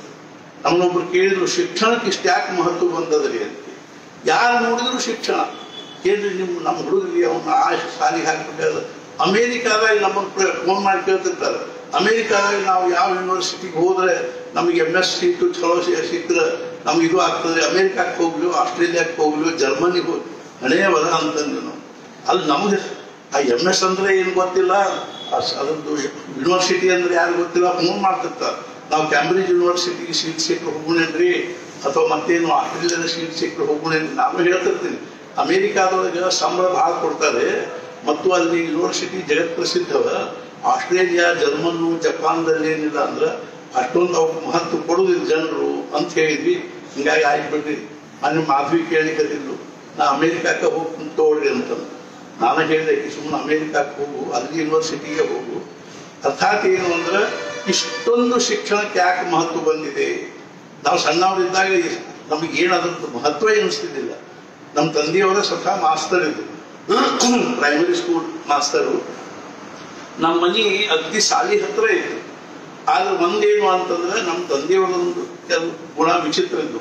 ಮೊದಲನೇದಾಗಿ ಅವ್ರು ಏನು ಅಂದ್ರೆ ನಮ್ಗೆ 7 ಮಂದಿ ಮಕ್ಕಳಿದ್ರು, ಒಬ್ಬರನ್ನು ಒಂದು ಅರ್ಧ ತಾಸಾದ್ರೂ ಮುಂದೆ ಕೂಡಿಸ್ಕೊಂಡು ಒಂದು ಅಕ್ಷರ ಕಲಿಸ್ತಿದ್ದವು ಮನೆ ಒಳಗೆ. ಈಗ ಮನ್ಯಾಗ ತಂದೆ ತಾಯಿ ಎಷ್ಟು ತಾಯಿ ಇತ್ತು, ಅವ್ರು ಮುಂಜಾನೆ ಸಂಜೆ ತನಕ ಅವ್ರ ಮಕ್ಕಳಿಗೆ ಕಲಿಸೋದ್ರೊಳಗೇನೆ ಅವ್ರಿಗೆ ಬಹಳಷ್ಟು ಟೈಮ್ ಹೋಗ್ತದೆ. ಮಕ್ಕಳು ಓದ್ಬೇಕು. ಅರ್ಥಾತ್ ಏನು ಅಂದ್ರೆ ಅವ್ರ ಶಾಲಿ ನಮ್ಮ ತಂದೆಯವರು ನಾವು 7 ಮಕ್ಕಳ ಪೈಕಿ ಒಬ್ಬರದೂ ಕ್ಲಾಸ್ ತಗೋತಿದ್ದಿಲ್ಲ, ಅವ್ರು ಬೇರೆ ಕ್ಲಾಸ್ ತಗೋತಿದ್ರು. ನಾವು 5ನೇತೆ ಇದ್ವಿ, ಅವ್ರಿಗೆ 6ನೇತೆ ಕ್ಲಾಸ್ ತಗೋಬೇಕು. ನಮ್ಮ 4 ಮಂದಿ ಅವ್ರು ಯಾರು ಯಾವ ಕ್ಲಾಸ್ ಅವ್ರು 4 ಕ್ಲಾಸ್ ಬಿಟ್ಟ ಬೇರೆ ಕ್ಲಾಸ್ ತಗೋಬೇಕು. ಮಂದಿ ಕೇಳಬೇಕು, ಅಲ್ರಿ ಮಾಸ್ಟರ್ ನಿಮ್ಮ ಮಕ್ಕಳು ಕ್ಲಾಸ್ ತಗೊಳಂಗೆ ಇಲ್ಲ, ಅವ್ರು ಅನ್ಬೇಕು ಮುಂಚೆ ಅವ್ರು ಶಾಲೆಗೆ ಬರಂಗಿಲ್ಲ, ಇನ್ನು 4 ಕ್ಲಾಸ್ ತಗೊಂಡ್ರಂತೂ ಒಟ್ಟ ಬರಂಗಿಲ್ಲ ಅವರು. ಅರ್ಥಾತ್ ಏನು ಅಂದ್ರೆ ನಾವು ಓದತಿದ್ದೀವಿ ಒಟ್ಟ ಹಂಗೂ ಹಿಂಗೂ ಕಲಿಕೆ. SSLC ಒಂದು ನಮ್ಮ ಪರಿಸ್ಥಿತಿ ಏನಾಗಿತ್ತಂದ್ರೆ ನಮ್ಗೆ ಹೈಸ್ಕೂಲ್ನಲ್ಲಿ ಹೂಗಾರ ಅಂತ ಹೆಡ್ ಮಾಸ್ತರ್ ಇದ್ರು. ಅವ್ರು ಹೇಳಿದ್ರು, ಇನಾಮದಾರ್ ನಾನು ಫಾರ್ಮ್ ತುಂಬಿಸ್ಕೊಳಂಗಿಲ್ಲ. ಯಾಕ್ರಿ ಸರ್, ನೀನು ಒಟ್ಟ ಅಭ್ಯಾಸ ಮಾಡಿಲ್ಲ. ಅರ್ಥಾತ್ ಇನ್ನೊಂದು ಪ್ರಿಲಿಮಿನರಿ ಎಕ್ಸಾಮಿನೇಷನ್ ಅಲ್ಲಿ 2 ಮಾರ್ಕ್ಸ್ನ 2 ವಿಷಯದಲ್ಲಿ ಫೇಲ್ ಆಗಿದ್ದೀವಿ, ಬರೀ ಆಟ ಆಡ್ತೀವಿ. ಆದ್ರಿಂದ ನಾನು ಶಾಲೆ ಬಿಟ್ಟು ಕೂಡಲೇ ಗುಂಡ ಗಜಗ ಚಿನಿಪಣಿ ತಗೊಂಡು ಹೋಗುದು. ಸಂಜೆನಾಗಿ ನಮ್ಮ ತಂದೆಯವ್ರು ಹೇಳಿ ಕಳಿಸಿರ್ಬೇಕು, 7:30 ಅಷ್ಟೊತ್ತಿಗೆ ಎಲ್ಲಾರು ಬಂದ್ಬಿಟ್ರಿ. ಮತ್ತೆ 7:30 8 ಅನ್ಬಿಡ್ದು ಬಂದು ಸರಳ ಊಟಕ್ಕೆ ಕೊಡೋದು. ಊಟ ಆದ ಕೂಡಲೇ ನಾವು 7 ಮಂದಿ ಒಂದು ನಡಕ್ ಕಂದಿನ ಇಟ್ಕೊಂಡು ಸುತ್ತಲೇ ಕೊಡೋದು. ಪಾಠ ಓದಿದ್ವಿ, ಬಿಟ್ಟು ಒಂದು ಅರ್ಧ ತಾಸು ಕೂತಂಗೆ ಮಾಡಿ ಮಲ್ಕೊಂಡು. ಹಿಂಗಾಗಿ ನನಗೆ ಸರ್ಟಿಫಿಕೇಟ್ ಇದನ್ನ ಫಾರ್ಮ್ ತುಂಬಿಸಿ ಕೊಡಂಗಿಲ್ಲ. ಆಮೇಲೆ ನಾವು ಹೋಗಿ ನಮ್ಮ ತಂದೆಯವರಿಗೆ ಹೇಳಿದ್ವಿ, ಅವ್ರೊಂದು ಚೀಟಿ ಬರೆದು ಕೊಟ್ಟರು, ಹೂಗಾರ ಮಾಸ್ತರ್ಗೆ ಸಪ್ರೇಮ್ ನಮಸ್ಕಾರಗಳು, ನಮ್ಮ ದತ್ತರಿಂದ ಫಾರ್ಮ್ ತುಂಬಿಸಿ ಹೋಗ್ಬೇಕು, ನಾವು ಪಾಸ್ ಮಾಡಿಸ್ತೀವಿ ಅಂತ. ಅವ್ರನ್ನೂ ಸ್ವಲ್ಪ ಇದ್ರು ಮನೆಯೊಳಗೆ. ಆಮೇಲೆ ನಮಗೂ ತಲೆಯಾಗಿ ಬಂದ್ರು, ಸ್ವಲ್ಪ ಅಭ್ಯಾಸ ಮಾಡಿಬಿಟ್ರೆ ಆಯ್ತು ಅಂತ. ಮುಂದೆ ಊರ ಹೊರಗೆ ಒಂದು ಹನುಮಪ್ಪನ ಗುಡಿ ಅದ, ದೇವದಾಪುರ ಹನುಮಪ್ಪ. ಆ ಹನುಮಪ್ಪನ ಗುಡಿ ಮಾರ್ಗಿ ಮೇಲೆ ಕೂತು ಬೆಳಗ್ಗೆ ಓದಿ ಅಂದ್ರೆ ಸಂಜೆ ತನಕ ಅಲ್ಲಿ ಕೂತು ಓದ್ತಿದ್ವಿ. ಅದೇನು ದೊಡ್ಡ ವಿಷಯ ಇರ್ತಿದ್ದಿಲ್ಲ, ಕರೆ ಅದನ್ನೆಲ್ಲ ಓದಿದ್ವಿ. ಪರೀಕ್ಷೆನೂ ಆಯ್ತು, 60% ಮಾರ್ಕ್ಸು ಬಂದು. ಅರ್ಥಾತ್ ಏನು ಅಂದ್ರೆ ಎಷ್ಟದೇ ಶಿಕ್ಷಣಕ್ಕೆ ಮಹತ್ವ ಬಂತು. ನಾವು ಮುಂಬೈದಲ್ಲಿ ಗೋರೆಗಾಂವದಲ್ಲಿ ಅಲ್ಲಿ ಒಂದು ಕಡೆಗೆ ಇಳ್ಕೊಂಡಿರ್ತೀವಿ. ಒಬ್ಬರ ಮನೆ ಡಾಕ್ಟರ್ ದಫ್ತರ್ದಾರ್ ಅವ್ರ ಮನ್ಯಾಗ ಅವರು MD, ಅವ್ರ ಮಗ MD, ಮಗಳ MD, ಸೊಸಿ MD. ಅವರೆಲ್ಲ ಏನು ಅಂದ್ರೆ ಹೋಮಿಯೋಪತಿ MDಗಳು. ಅವ್ರ ಮನೆ ಮಕ್ಕಳಿಗೆ ಒಂದು ಏನದ ಅಂದ್ರೆ ದೊಡ್ಡದೊಂದು ಶಾಲೆ. ಆ ಶಾಲೆ ಹೆಸರು ಏನು ಅಂದ್ರೆ ಓಬೇರಾಯ್ ಇಂಟರ್ನ್ಯಾಷನಲ್ ಎಜುಕೇಶನಲ್ ಇನ್ಸ್ಟಿಟ್ಯೂಷನ್. ನಾವು ಸಣ್ಣವರಿದ್ದಾಗ ನಮ್ಮ ಮನ್ಯಾಗ ಬೈತಿದ್ರು, ನಮ್ಮ ಏನ್ ದೊಡ್ಡದಿ ಓಬೇರಾಯ್ ಆಗಿಲ್ಲ ಅಂತ. ಈ ಓಬೇರಾಯ್ ಯಾರು ಅಂತ ನಮ್ಗೆ ಬಹಳ ತಲೆಯಾಗಿತ್ತು ಜಿಜ್ಞಾಸ. ಮುಂಬೈಗೆ ಹೋಗುವಾಗ ಗೊತ್ತಾಗ ಅವ್ನು ಓಬೇರಾಯನ್ನ ದೊಡ್ಡ ಶ್ರೀಮಂತ ಆಗಿ ಹೋದ ಅಂತ. ಆಮೇಲೆ ನಾವು ಅಲ್ಲಿ ಅಲ್ಲಿ ಆ ಶಾಲಿ ಎದುರಿಗೆ ಸಾಲಕ ಇನೋವಾ ಸಫಾರಿ ಅಂತ ದೊಡ್ಡ ದೊಡ್ಡ ಕಾರು ನಿಂತಿರ್ತಾವ. 20 ಲಕ್ಷ 25 ಲಕ್ಷದ್ದು ಕಾರು. ನಮ್ಗೆ ಯಾರು ಬರ್ತಾರೆ ದಿನ ಇಷ್ಟು ಕಾರ್ಯಕ್ಕೆ? ಹುಡುಗರ ಸಲುವಾಗಿದೆ ಅದು. LKG UKG ಹುಡುಗರ ಸಲುವಾಗಿದೆ. ನಾನು ಇಷ್ಟು ಕಾರ್ನಾಗ ಬರೋ ಹುಡುಗರು ಇದೆ ಅಡ್ಮಿಷನ್ ಫೀ ಎಷ್ಟದ ಇಲ್ಲಿ ಅಂತ 11 ಲಕ್ಷ ರೂಪಾಯಿ ಅಡ್ಮಿಷನ್ ಅದ ಅಂತ LKGಗೆ. ನಾವೊಂದಿಗೆ ನಮಸ್ಕಾರ ಮಾಡಿ ಸ್ಕೂಲಿಂದ ನಾಡ ಯುದ್ಧಾವಧಿ ಅಂತ. ನಾನು ಯಾಕೆ ಹೇಳಿಕತ್ತೀನಿ ಅಂದ್ರೆ ಇಷ್ಟೊಂದು ಶಿಕ್ಷಣಕ್ಕೆ ಯಾಕೆ ಮಹತ್ವ ಬಂದಿದೆ ಜಗತ್ತು ನೋಡಿ. ಅದಕ್ಕೆ ಒಂದು ಕಾರಣ ಏನು ಅಂದ್ರೆ ಇವತ್ತು ವಸ್ತುಗಳೇ ನಮಗೆ ಸುಖದ ಸಾಧನೆ. ವಸ್ತು ಇಲ್ಲ ಅಂದ್ರೆ ಸುಖ ಇಲ್ಲ. ಯಾರ ಮನೆಯೊಳಗೆ ಕೇಳಿದ್ರು ವಸ್ತುಗಳನ್ನು ತುಂಬಿಟ್ಕೊ. ಆದ್ರೆ ಹೆಂಗಿದೆ ನಮ್ಮ ಭಾರತೀಯ ಸಂಸ್ಕೃತಿ ಒಂದು ವೈಶಿಷ್ಟ್ಯ ಅಂದ್ರೆ that man is richest whose places are cheapest. ಯಾವ ಮನುಷ್ಯನಿಗೆ ಚಟ್ನಿ ಭಾಕರಿ ತಿಂದು ಚಾಪಿ ಮೇಲೆ ಗಡದ ನಿಂತಿರ್ತದನೋ ಅವನಂಥ ಶ್ರೀಮಂತ ಯಾರು ಅಲ್ಲ. ಯಾವ ಮನುಷ್ಯನಿಗೆ ಪಂಚ ಪಕ್ವಾನ್ ಉಂಡು ಹೋಮ್ ಗಾದಿ ಮೇಲೆ ಉಳ್ಳಾಡಿದ್ರು ನಿದ್ದೆ ಹತ್ತುವುದಿಲ್ಲೋ ಅವನಂಥ ದರಿದ್ರ ಯಾರು ಅಲ್ಲ. ನಮ್ಮ ಭಾರತೀಯ ಸಂಸ್ಕೃತಿಯ ಸಾಧು ಸತ್ಪುರುಷದ ಒಂದು ಬಹಳ ದೊಡ್ಡ ವೈಶಿಷ್ಟ್ಯ ಏನು ಅಂದ್ರೆ ದೇ ಮೇಕ್ ಪಾವರ್ಟಿ ಫ್ಯಾಷನೇಬಲ್. ಅವ್ರ ಬಡತನವನ್ನ ಭೂಷಣ ಅಂತ ತಿಳ್ಕೊಂಡು ನಾವು ಶ್ರೀಮಂತಿಕೆ ಬೆನ್ನು ಹತ್ತಿ ಬಿಟ್ಟಿವಿ. ಆದ್ರೆ ನಾವು ವಸ್ತುಗಳು ಬೇಕು ಮನೆ ಒಳಗೆ. ಎಂತೆಂಥವು ದಿನ ಹೋಗುದು ಒಂದಿಷ್ಟು ತಂದು ಮನ್ಯಾಗ ಒಟ್ಟುಗಳು. ನಾನು ಹೇಳ್ತಿರ್ತೀನಿ, ಯಾರ ಮನೆಯಲ್ಲಿ ಸುಖಾನುಕೂಲತೆಯ ಸಾಮಗ್ರಿಗಳ ಹೆಚ್ಚಿಗೆ ಅವನು ಆ ಮನೆಯಲ್ಲಿರುವವರು ಅಷ್ಟು ದುಃಖಿ. ಯಾರ ಮನೆಯಲ್ಲಿ ಸುಖಾನುಕೂಲತೆಯ ಸಾಮಗ್ರಿಗಳು ಎಷ್ಟು ಕಡಿಮೆ ಅವನು ಆ ಮನೆಯಲ್ಲಿರುವವರು ಅಷ್ಟು ಸುಖಿ. ಯಾಕಂದ್ರೆ ಅವ್ರಿಗೆ ಸುಖಕ್ಕಾಗಿ ಇವತ್ತು ಮುಂಜಾನೆ ನಾನು ಹೇಳಿಕತ್ತಿದ್ದು ಏನು ಅಂದ್ರೆ ನಮ್ಮ ಮನೆ ಒಳಗ ಎದುರಿಗಿನ ಬದುಕಿನ ಗಾಡಿ ಮೇಲೆ 2 ವಾಕ್ಯ ಬರೋದಿಲ್ಲ. ಇತ್ಲಾಗ ಏನ್ ಬರ್ಬೇಕು ಅಂದ್ರ ಅನಿತ್ಯಂ ಅಸುಖಂ ಲೋಕಂ ಇಮಂ ಪ್ರಾಪ್ಯ ಭಜಸ್ವ ಮಾಂ. ಅನಿತ್ಯವಾಗಿರೋದು ಅಸುಖ ಆಗಿರೋದು ಅಂದ್ರೆ ದುಃಖ, ಸುಖ ಇಲ್ಲ ಅಂತ ಅರ್ಥ. ಈ ಲೋಕವನ್ನ ಪಡ್ಕೊಂಡು ನಾವು ಭಗವಂತನ ಭಜನೆ ಮಾಡಬೇಕು, ಭಗವಂತನ ಭಕ್ತಿ ಮಾಡಬೇಕು ಅನ್ನೋದು ಈ ಕಡೆ. ಹಿಂಗ್ ಮಾಡಿದ್ರೆ ಏನಾಗ್ತದೆ ಅನ್ನೋದು ಈ ಕಡೆ ಬರುತ್ತೆ. ಆತ್ಮನ್ನೇವಾತ್ಮನಾ ತುಷ್ಟ ಸ್ಥಿತ ಪ್ರಜ್ಞಸ್ತದೋಚ್ಯತೆ. ಏನಿದ್ರ ಅರ್ಥ ಅಂದ್ರೆ ಯಾರಿಗೆ ತನ್ನ ಸುಖಕ್ಕಾಗಿ ಹೊರಗಿನ ವಸ್ತು ವ್ಯಕ್ತಿ ಪರಿಸ್ಥಿತಿ ಬೇಕಾಗಿಲ್ಲೋ ಅವನು ನಿಜವಾದ ಸುಖಿ. ಯಾವನಿಗೆ ತನ್ನ ಸುಖಕ್ಕಾಗಿ ಹೊರಗಿನ ವಸ್ತುಗಳು ವ್ಯಕ್ತಿಗಳು ಪರಿಸ್ಥಿತಿಗಳು ಬೇಕಾಗಿಲ್ಲೋ ಅವನು ನಿಜವಾದ ಸುಖಿ. ಯಾವನಿಗೆ ಬೇಕಾಗಿವೆಯೋ ಅವನು ಸುಖಿ ಅಲ್ಲ. ಸಿಗ್ತಾವೋ ಇಲ್ಲೋ ಗೊತ್ತಿಲ್ಲ, ಸಿಕ್ಕರು ನಮ್ಗೆ ಅನುಭವಿಸ್ಲಿಕ್ಕೆ ಆಗ್ತದೋ ಇಲ್ಲೋ ಗೊತ್ತಿಲ್ಲ, ಅನುಭವಿಸಿದ್ರು ಸಮಾಧಾನ ಆಗ್ತದೋ ಇಲ್ಲೋ ಗೊತ್ತಿಲ್ಲ. ಆದ್ರಿಂದ ಏನಾಗಿದೆ ಅಂದ್ರೆ ಇವಾಗ ವಸ್ತುಗಳೇ ಸುಖದ ಸಾಧನೆ ಅಂತ ಆಗ್ಯಾವ. ಅಂದ್ರೆ ವಸ್ತುಗಳೇನು ಉಗರ್ ಸಿಗ್ತವೆ. ಪ್ಯಾಟ್ಯಾಗ ಹೋಗಿ ಬಡ ಒಂದು ದೊಡ್ಡ ಚೀಲ ತಗೊಂಡು ಹೋಗಿ ಅದನ್ನ ತುಂಬ್ಕೊಂಡು ಇದನ್ನ ತುಂಬ್ಕೊಂಡು ಬರ್ಲಿಕ್ಕೆ ಶಕ್ಯತೆ. ವಸ್ತುಗಳು ಬೇಕು ಅಂದ್ರೆ ಅದಕ್ಕೆ ದುಡ್ಡು ಬೇಕು. ಮತ್ತೆ ಇವತ್ತು ಇಡೀ ಶಿಕ್ಷಣದ ಒಂದು ಮೆಟ್ಟು ಏನಾಗಿದೆ ಅಂತಂದ್ರೆ ಉದ್ದೇಶ ಏನಾಗಿದೆ ಅಂದ್ರೆ ದುಡ್ಡು ಗಳಿಸೋದು ಒಂದೇ ಒಂದು ಉದ್ದೇಶ. ಅದನ್ನು ಬಿಟ್ಟರೆ ಏನೂ ಇಲ್ಲ. ನಾನು ಜ್ಞಾನವನ್ನು ಪಡ್ಕೊಂಡು ನನ್ನೊಳಗೆ ನಾನು ತೃಪ್ತಾಗಿರ್ಬೇಕು ಅನ್ನೋದಕ್ಕಾಗಿ ಒಬ್ಬರನ್ನು ಕಲಿತಾರೆ.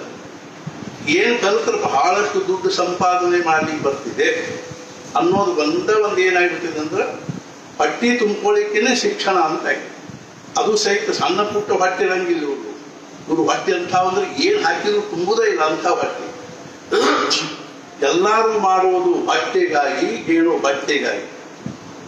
ಒಂದ್ಸಲ ನಾವು ಇದಕ್ಕೆ ಯಾವಾಗ ಹೊಂಟಿದ್ವಿ, ಅದು ಇವನೊಂದು ಹರೀಶ್ ಅಂತ ಎತ್ಕೊಂಡಿದ್ದ, ಅವ್ನ ಗಾಡಿ ಒಳಗೆ ಹೊಂಟಿದ್ವಿ. ಅವನು CD ಹಾಕಿದ್ದ, ಇದನ್ನ ಹಾಕಿದ್ದ, ಎಲ್ಲಾರು ಮಾಡುವುದು ಹೊಟ್ಟೆಗಾಗಿ ಏನು ಬಟ್ಟೆಗಾಗಿ. ಮುಂಕೂತ್ ಹೋಗಿದ್ರೆ ದೊಡ್ಡದೊಂದು ಹೋಟೆಲ್ ಕಾಣಿಸ್ತು. ಕಂಡು ಕೂಡಲೇ ನಮ್ಮ ತಲೆಗೆ ಬಂತು, ದೊಡ್ಡದೊಂದು ಹೋಟೆಲ್ ಕಟ್ಟಿ ಅದಕ್ಕೆ ತುಂಬಾ ತಿಂಡಿ ಇಟ್ಟು ಬಂದವರಿಗೆಲ್ಲ ಚಹಾ ಕುಡಿಸೋದು ಹೊಟ್ಟೆಗಾಗಿ ಏನು ಬಟ್ಟೆಗಾಗಿ. ಆಮೇಲೆ ಹಂಗ ಮುಂಕೂತ್ ಹೋಗಕ್ಕೆ ದೊಡ್ಡದೊಂದು ಹಾಸ್ಪಿಟಲ್ ಕಾಣಿಸ್ತದೆ.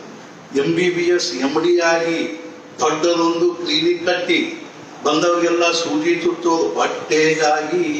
ಇನ್ನು MBBS MD ಆದವ್ರ ಮುಂದೆ ಅಂತ ತೋರಿಸಿದೆ ಕರೆಯದಲ್ಲಿ ಅಂದ್ರು ತಿಳಿದಿಲ್ಲ. ಆಮೇಲೆ ಒಂದು ದಿವಸ ಹುಬ್ಬಳ್ಳಿಯಾಗ ಹೊಂಟಿದ್ವಿ, ಪೇಟೆಯಾಗ ದೊಡ್ಡದೊಂದು ಅರಬಿ ಅಂಗಡಿ ಇತ್ತು. ದೊಡ್ಡದೊಂದು ಅಂಗಡಿ ಕಟ್ಟಿ ಅದ್ರ ತುಂಬಾ ಬಟ್ಟೆ ಇಟ್ಟು ಬಂದವರೆಲ್ಲ ಟೊಪ್ಪಿಗೆ ಹಾಕೋದು ಬಟ್ಟೆಗಾಗಿ. ಏನು ಬಟ್ಟೆಗಾಗಿ?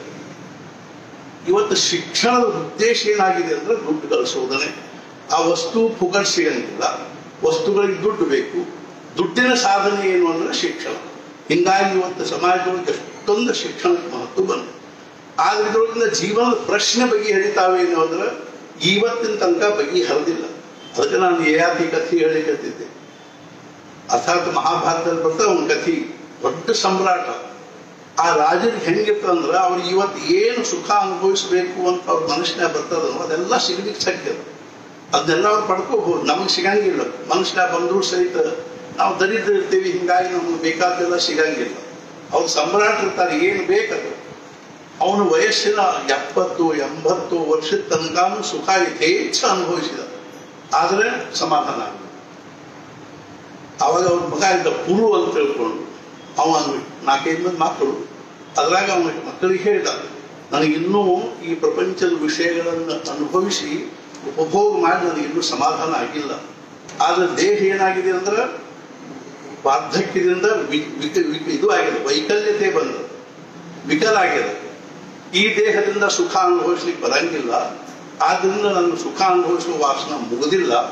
ಆದ್ರಿಂದ ನನಗೆ ನೀವು ಏನ್ ಮಾಡಿದ್ರಿ ಅಂದ್ರೆ ನಿಮ್ಮ ಯೌವನ ನನಗೆ ಕೊಡಿ ಅಂದ್ಕೂಡಿ ಬಾಕಿದವ್ರು ಏನು ಕೊಡಂಗಿಲ್ಲ ಅಂದ್ರು.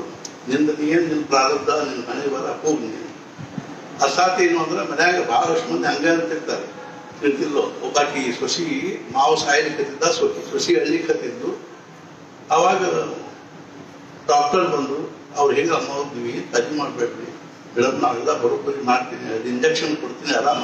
ಅದಕ್ಕೆ ಹಳ್ಳಿಕ್ಕೆ ಹತ್ತೀನಿ ನಾನು ಅಂತಕ್ಕಿ. ಈ ಮುದಕ್ಕೆ ಇನ್ನೂ ಯಾಕೆ ಹೋಗ್ಬಾರ್ದು ಅಂತ ಹಳ್ಳಿಕ್ಕೆ ಹತ್ತೀನಿ ನಾನು. ಹಿಂಗೆ ಪರಿಸ್ಥಿತಿ ಇರ್ತದೆ. ಹಂಗೆ ಉಳಿದ ಮಕ್ಕಳಿಗೆ ಹಂಗೆ ಅನಿಸ್ತೈತಿ, ಈ ಮುದಕ್ಕೆ ಯಾವಾಗ ಹೋದಂತ ನಾವು ಮತ್ತೆ ಮುಂದೆ ರಾಜ್ಯ ಯಾವಾಗ ಆಗೀವಿ ಅಂತ ಬಾಕಿದವ್ರಿಗೆ. ಅವ್ರ ಪೂರ್ವ ಏನಂದ, ನಾ ಕೊಡ್ತೀನಿ ಅಂತ. ಆಮೇಲೆ ಅವರಿಂದನ ಇದು ಕೌರವರದು ಅದು ಶುರುವಾಯ್ತು. ಪುರು ಅಂತ ನಾವು ಕೊಟ್ಟ. ನೀನು ಮತ್ತೆ ನನ್ನ ಆಯುಷ್ಯ ಎಲ್ಲ ತಗೊಂಡು ನೀನು ಸುಖ ಅನುಭವಿಸ, ನನ್ನ ಆಯುಷ್ಯವನ್ನು ಎಷ್ಟು ಬೇಕಷ್ಟು. ಮತ್ತೆ ಎಷ್ಟೋ ವರ್ಷ ಸುಖ ಅನುಭವಿಸಿದ್ರು ಅವನಿಗೆ ಸಮಾಧಾನ ಆಗಲಿ. ಕೊನೆಗೆ ಒಂದು ಶ್ಲೋಕದ ನಜಾತು ಕಾಮ ಕಾಮಾನಾಂ ಉಪಭೋಗೇನ ಶಾಮ್ಯತೆ ಹವಿಷಾ ಕೃಷ್ಣವರ್ತಮೇವ ಭೂಯೇವಾಭಿವರ್ತತೆ. ಈ ಪ್ರಪಂಚದ ವಿಷಯಗಳನ್ನು ಅನುಭವಿಸಿ ನಮಗೆ ಸಮಾಧಾನ ಆಗ್ಲಿಕ್ಕೆ ಶಕ್ಯ ಇಲ್ಲ. ನಜಾತು ಕಾಮ ಕಾಮಾನ ಉಪಭೋಗೇನ ಶಾಮ್ಯತೆ. ಉಪಭೋಗದಿಂದ ಶಮನ ಆಗುವುದಿಲ್ಲ. ಹೆಂಗೆ ಅಂದ್ರ ಹವಿಷಾ ಕೃಷ್ಣವರ್ತಮೇವ, ಅರ್ಥಾತ್ ಏನು ಅಗ್ನಿಕುಂಡ ಪ್ರಜ್ವಲಿಸ್ತಿ ಉರಿತಾ ಇದೆ, ಅದ್ರಲ್ಲಿ ನಾವು ತುಪ್ಪ ಸುರುಕೋತ ಹೋದ್ರೆ ಅದನ್ನು ಆರ್ಲಿಕ್ಕೆ ಶಕ್ಯತೆ. ಹೆಂಗೋ ಹಂಗೆ ನಮ್ಮ ಅಂತಃಕರಣ ಅನ್ನುವಂಥ ಅಗ್ನಿಕುಂಡದಲ್ಲಿ ವಾಸನ ಅನ್ನುವಂಥ ಅಗ್ನಿ ಪ್ರಜ್ವಲಿಸ್ತಾ ಇರುವಾಗ ಈ 5 ಇಂದ್ರಿಯಗಳು, ಕಣ್ಣು, ಕಿವಿ, ಮೂಗು, ನಾಲಿಗೆ ಮತ್ತು ತ್ವಚ ಅನ್ನುವಂಥ 5 ಇಂದ್ರಿಯಗಳು ಅನ್ನುವಂಥ ಸೌಂಟ್ನಿಂದ ನಾವು ಪ್ರಪಂಚದ 5 ವಿಷಯಗಳನ್ನುವಂಥ ತುಪ್ಪವನ್ನು ಸುರಿತಾ ಇದ್ವಿ ಅಂದ್ರೆ ಇದು ಆಯುಷ್ಯ ತುಂಬಾ ಏನಾಗ್ಲಿಕ್ಕೆ ಶಕ್ತಿ ಇಲ್ಲ. ಅಂದ್ರೆ ಆದ್ರಿಂದಲೇ ವಾಸನ ನಮ್ಗೆ ಪೂರ್ಣ ಆಗದೆ ಇರೋದ್ರಿಂದಾಗಿ ನಮ್ಗೇನಾಗ್ತದೆ, ಮತ್ತೆ ಜನ್ಮ ಬರ್ತದೆ. ಮೋಕ್ಷ ಅಂದ್ರೆ ಏನು ಅಂದ್ರೆ ಆತ್ಯಂತಿಕ ವಾಸನಾ ನಿವೃತ್ತಿ ಮೋಕ್ಷ. ಸಂಪೂರ್ಣ ವಾಸನ ನಷ್ಟ ಆಗೋದನ್ನೇ ಮೋಕ್ಷ ಆಗೋದು ಲಕ್ಷಣ. ಸತ್ತು ಬಳಕೆ ಬರೋದಲ್ಲ, ಇದ ಜನ್ಮದಲ್ಲೇ ಅನುಭವಿಸುವಂತ. ಯಾರಿಗೆ ಅತ್ಯಂತ ವಾಸನಗಳೆಲ್ಲ ಯಾರು ನಷ್ಟ ಆಗಿವನೋ ಅವ್ನ ಜೀವನ ಮುಕ್ತ ಅಂತಿತ್ತು. ನಾ ಯಾಕೆ ಹೇಳಿ ಹತ್ತೀನಿ ಅಂದ್ರೆ ಅಶಾಶ್ವತವಾಗಿರ್ತಕ್ಕಂಥ ವಸ್ತುಗಳನ್ನು ಆಶ್ರಯಿಸಿ ಅವುಗಳಿಂದ ಅದರೊಳಗೆ ದೇಹನೂ ಬಂತು. ಈ ದೇಹದ ಆಧಾರದಿಂದ ನಾನು ಶಾಶ್ವತವಾದ ಸುಖ ಪಡ್ಕೋಬೇಕು. ಮನುಷ್ಯನಿಗೆ ಹೆಂಗಿದೆ ಅಂದ್ರೆ ಜೀವನದಲ್ಲಿ ಸುಖ ಬೇಕು. ಅದರ ಸುಖ ನಿಜವಾಗಿ ಎಂಥದ್ದಿರ್ಬೇಕು ಅಂದ್ರೆ ಅದ್ರ ದುಃಖದ ಮಿಶ್ರಣ ಇರಬಾರ್ದು. ನಮ್ಗೆ ಜ್ಞಾನ ಬೇಕು, ಅದ್ರೊಳಗೆ ಅಜ್ಞಾನದ ಲೇಷ ಇರಬಾರ್ದು, ಸಂಶಯ ಲೇಷ ಇರಬಾರ್ದು. ಸಮಾಧಾನ ಬೇಕು, ಅದ್ರೊಳಗೆ ಅಸಮಾಧಾನದ ಲೇಷ ಇರಬಾರ್ದು. ಅಂಥ ಜ್ಞಾನ, ಅಂಥ ಸುಖ, ಅಂಥ ಒಂದು ಅರ್ಥಾತ್ ಏನು ಅಂದ್ರೆ ಶಾಂತಿ, ಅಶಾಂತಿ ಇರಬಾರ್ದು. ಅದು ನಮ್ಮ ಪಡ್ಕೋಬೇಕು ಅಂದ್ರೆ ಪೂರ್ಣ ಶಾಂತಿ, ಪೂರ್ಣ ಸಮಾಧಾನ ಮತ್ತು ಪೂರ್ಣ ಒಂದು ತೃಪ್ತಿ, ಪೂರ್ಣ ಸುಖ ಪ್ರಾಪ್ತ ಆಗಬೇಕು ಅಂದ್ರೆ ನಾವು ಪೂರ್ಣವಾಗಿರೋ ವಸ್ತುವನ್ನ ಆಶ್ರಯಿಸಬೇಕು. ಅಂಥ ಪರಿಪೂರ್ಣವಾಗಿರೋ ವಸ್ತು ಈ ಜಗತ್ತಿನೊಳಗೆ ಯಾವುದು ಅಂದ್ರೆ ಭಗವಂತ ಒಬ್ಬನೇ, ಪರಮಾತ್ಮನೊಬ್ಬನೇ ಪರಿಪೂರ್ಣ ಆಗಿರ್ತಕ್ಕಂಥ. ಅವ ಹೆಂಗಿದ್ದಾನಂದ್ರೆ ಸಂಪೂರ್ಣ ಈ ವಿಶ್ವದಲ್ಲಿ ಇದೆ. ನಾನು ಓದಿಲ್ಲ, ಆ ಬಾವಿಯಲ್ಲಿ ಬಿಟ್ಟು ನೀರಿನ ಕೊಡದಲ್ಲಿ ಒಳಗೂ ನೀರಿವೆ ಹೊರಗೂ ನೀರಿವೆ. ಹೆಂಗೋ ಹಂಗೇಳಿದ್ರೆ ಯಾವ ಪರಮಾತ್ಮ ಈ ಸಂಪೂರ್ಣ ವಿಶ್ವವನ್ನು ವ್ಯಾಪಿಸಿಕೊಂಡಿದ್ದಾನು ಅದೇ ಪರಮಾತ್ಮ ನಮ್ಮೊಳಗೂ ಇದ್ದ, ನಮ್ಮೊಳಗೂ ನಮ್ಮ ಅಂತಃಕರಣೊಳಗೂ ಅವನ ತುಂಬಿಕೊಂಡ. ಆದ್ರೆ ನಮಗೇನಾಗಿದೆ ಅಂದ್ರೆ ನಮ್ದು ಹೆಂಗ್ ಪರಿಸ್ಥಿತಿ ಇದೆ ಅಂತಂದ್ರೆ, ಮನುಷ್ಯ ಅಂದ್ರೆ ಏನು ಅಂದ್ರೆ combination of mind, body and soul. ಈ ಕಡೆಗೆ ದೇಹ ಇದೆ, ಇದು ಇದೆ, ಆತ್ಮ ಇದೆ, ಮಧ್ಯದಲ್ಲಿ ಮನಸ್ಸಿದೆ, ಈ ಕಡೆ ದೇಹದ ಮುಂದೆ ಪ್ರಪಂಚದ ಹಿಂಗೊಂದು ಪೊಸಿಷನ್ ಅದ ನಮ್ದು. ಆದ್ರೆ ಬಜಾಯ ಏನಾಗಿದೆ ಅಂದ್ರೆ ಈ ಮನಸ್ಸು ಅನ್ನೋದು ದೇಹ ಮತ್ತು ಆತ್ಮನ ಮಧ್ಯದಲ್ಲಿ. ಮನಸ್ಸು ಅಂದ್ರೆ ಕನ್ನಡ ಇದ್ದಂಗೆ. ಆ ಮನಸ್ಸು ಅನ್ನುವಂಥ ಕನ್ನಡ ಏನಾಗಿದೆ ಅಂದ್ರೆ ದೇಹದ ಕಡೆಗೆ, ಆತ್ಮನ ಕಡೆಗೆ ಬೆನ್ನು ಮಾಡಿಕೊಂಡು ದೇಹದ ಕಡೆ ಮುಖ ಮಾಡ್ಕೊಂಡು ಕೂತದೆ. ಹಿಂಗಾಗಿ ನಮ್ಮ ಆ ಮನಸ್ಸಿನ ಹಿಂದನೆ ಅಖಂಡ ಆನಂದ ಸ್ವರೂಪವಾಗಿರುವುದು, ಜ್ಞಾನ ಸ್ವರೂಪವಾಗಿರುವುದು, ಅನಾದಿ ಅನಂತ ಸರ್ವಜ್ಞ ಸರ್ವಶಕ್ತಿಮಾನ ಆಗಿರ್ತಕ್ಕಂಥ ಪರಮಾತ್ಮ ಈಗ ಹೆಂಗಿದೆ ಅಂದ್ರೆ ಇಲೆಕ್ಟ್ರಿಸಿಟಿ ನಮ್ಗೆ ಕಾಣಿಸ್ತದೆ, ಕಣ್ಣಿಗೆ ಅದು ಕಾಣಿಸೋದಿಲ್ಲ, ಅದ್ರ ಕಾರ್ಯ ಕಾಣಿಸ್ತದೆ. ಎಲೆಕ್ಟ್ರಿಸಿಟಿ ವಿದ್ಯುತ್ ಅನ್ನುವಂಥದ್ದೇನು ಒಂದು ಇದು ಅದನ್ನು ವಸ್ತು, ಅದು ತತ್ವ ಅದನ್ನು, ಅದು ನಮಗೆ ಕಾಣಿಸೋದಿಲ್ಲ. ಅದರ ಕಾರ್ಯ ಹೆಂಗೆ ಕಾಣಿಸ್ತದನು, ಆ ಇಲೆಕ್ಟ್ರಿಸಿಟಿಗಿಂತಲೂ ಸೂಕ್ಷ್ಮವಾಗಿರ್ತಕ್ಕಂಥ ಪರಮಾತ್ಮ ಅವನಿಗೆ ಸಂಪೂರ್ಣ ಎಲ್ಲ ಜಗತ್ತನ್ನು ವ್ಯಾಪಿಸಿಕೊಂಡ. ಅವನ ಬಗ್ಗೆ ಹೇಳಬೇಕು ಅಂದ್ರೆ ಕೇವಲ ಇರುವಿಕೆ ಅನ್ನೋದೇ ಭಗವಂತನ ಲಕ್ಷಣ. ಆದ್ರೆ ಎಂಥ ಇರುವಿಕೆ ಅಂದ್ರೆ ಅರಿವಿನ ಸ್ವರೂಪದಲ್ಲಿರ್ತಕ್ಕಂಥ ಇರುವಿಕೆ. ಅರಿವಿನ ಇರುವಿಕೆ ಅಂದ್ರೆ ಭಗವಂತ, ಇರುವಿಕೆಯ ಅರಿವು ನಮಗಿರ್ಬೇಕು. ಸಾಧ್ಯ ಏನು? ಅರಿವಿನ ಇರುವಿಕೆಯ ಅನುಭವ ಸಾಧ್ಯ.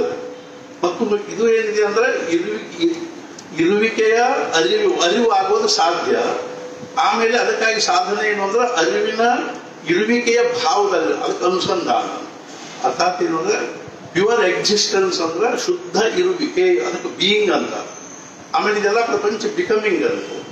ಆ ಬೀಯಿಂಗದ್ದು ನಮಗೇನಾಗಬೇಕು ಅಂದ್ರೆ ಜ್ಞಾನ ಆಗ್ಬೇಕು, ಅದಕ್ಕೆ ಆತ್ಮಜ್ಞಾನ ಅಂತ. ಆ ಇರುವಿಕೆಯ ಅರಿವು, ಆ ಇರುವಿಕೆ ಅನ್ನುವಂಥದ್ದು ಅರಿವಿನ ಸ್ವರೂಪವಾಗಿರ್ತಕ್ಕಂಥದ್ದು ಎಷ್ಟು ಸೂಕ್ಷ್ಮದ ಅಂದ್ರೆ ಜ್ಞಾನೇಶ್ವರ ಮಹಾರಾಜರು ಹೇಳ್ತಾರೆ, ಅದನ್ನ ಈ ಆಕಾಶ ಅಂದ್ರೆ ಸ್ಪೇಸು, ಈ ಆಕಾಶ ಅನ್ನುವಂಥ ವಸ್ತುದೊಳಗಿಂದ ಸೋಸಿ ತೆಗೆಯುವಷ್ಟು ಆತ್ಮ ಸೂಕ್ಷ್ಮ ಇದೆ ಅಂತ. ಅದು ನಮ್ಮ ನಿಜವಾದ ಸ್ವರೂಪ ಇದೆ. ಈಗ ನಾವು ಸಮುದ್ರದಲ್ಲಿ ನೀರನ್ನು ಒಂದೆರಡು ಡ್ರಾಪ್ ತಗೊಂಡು ಟೆಸ್ಟ್ ಟ್ಯೂಬ್ನಲ್ಲಿ ಪರೀಕ್ಷೆ ಮಾಡಿದ್ರೆ ಈ ನೀರಿಗೂ ಆ ನೀರಿಗೂ ಏನೂ ವ್ಯತ್ಯಾಸ ಇರಂಗಿಲ್ಲ. ಹೆಂಗೋ ಹಂಗೆ ಸಂಪೂರ್ಣ ವಿಶ್ವವನ್ನು ವ್ಯಾಪಿಸಿರ್ತಕ್ಕಂಥ ಪರಮಾತ್ಮ ಮತ್ತು ನಮ್ಮ ಅಂತಃಕರಣದಲ್ಲಿರ್ತಕ್ಕಂಥ ಆತ್ಮ, ಇವೆರಡೂದ್ರೊಳಗೂ ಏನೂ ಲಕ್ಷಣದಲ್ಲಿ ವ್ಯತ್ಯಾಸ ಇಲ್ಲ. ಆದ್ರೆ ನಾವು ಅದ್ರ ಕಡೆ ಬೆನ್ನು ಮಾಡಿ, ನಮ್ಮ ಮನಸ್ಸು ಅದ್ರ ಕಡೆ ಬೆನ್ನು ಮಾಡಿ ದೇಹದ ಕಡೆ ಮುಖ ಮಾಡಿಕೊಂಡು ಕೂತಿರೋದ್ರಿಂದ ಆ ಮನುಷ್ಯನಲ್ಲಿ ದೇಹದ್ದನೇ ಪ್ರತಿಬಿಂಬ ಬಿದ್ದದು. ಹಿಂಗಾಗಿ ದೇಹ ಸುಖವಾಗಿದ್ರೆ ಮನಸ್ಸಿಗೆ ಸುಖ ಅನ್ನಿಸ್ತದೆ, ದೇಹಕ್ಕೆ ಕಷ್ಟ ಆದ್ರೆ ಮನಸ್ಸಿಗೆ ದುಃಖ ಅನ್ನಿಸ್ತದೆ. ಮತ್ತು ನಾವು ಏನ್ ಮಾಡ್ಬೇಕು ಅಂದ್ರೆ ಉಪಾಯ ಏನು ಅಂದ್ರೆ, ನಾವು ಸುಮ್ಮನೆ ಏನ್ ಮಾಡಿದ್ರೆ ಉಪಯೋಗ ಇಲ್ಲ ಅಂದ್ರೆ ಪರಿಸ್ಥಿತಿ ಒಳಗೆ ಏನು ವ್ಯತ್ಯಾಸ ಮಾಡಿ ಅನುಕೂಲವಾಗಿರೋ ಪರಿಸ್ಥಿತಿಯನ್ನು ನಿರ್ಮಾಣ ಮಾಡಿಕೊಂಡು ಮನಸ್ಸಿನಿಂದ ಸಂತೋಷ ಪಡುವಂತ ಪ್ರಯತ್ನದಿಂದ ನಾವು ಎಂದೂ ಸಫಲ ಆಗ್ಲಿಕ್ಕೆ ಶಕ್ತಿ ಇಲ್ಲ. ಅದೇನ್ ಮಾಡ್ಬೇಕು ಅಂದ್ರೆ ಆ ಮನಸ್ಸಿನ ಮುಖಾನ ಹೀಗೆ ಹೊಳಿಸು, ಆತ್ಮನ ಕಡೆಗೆ ಅದ್ರ ಮುಖ ಆಯ್ತು ಅಂದ್ರೆ ಆತ್ಮನ ಪ್ರತಿಬಿಂಬ ಬೀಳ್ತದೆ. ಆತ್ಮನ ಪ್ರತಿಬಿಂಬ ಯಾವ ಭಾವದಲ್ಲಿ ಬೀಳ್ತದೆ ಅಂದ್ರೆ ಸಚ್ಚಿದಾನಂದ ಭಾವದಲ್ಲಿ ಬೀಳ್ತದೆ.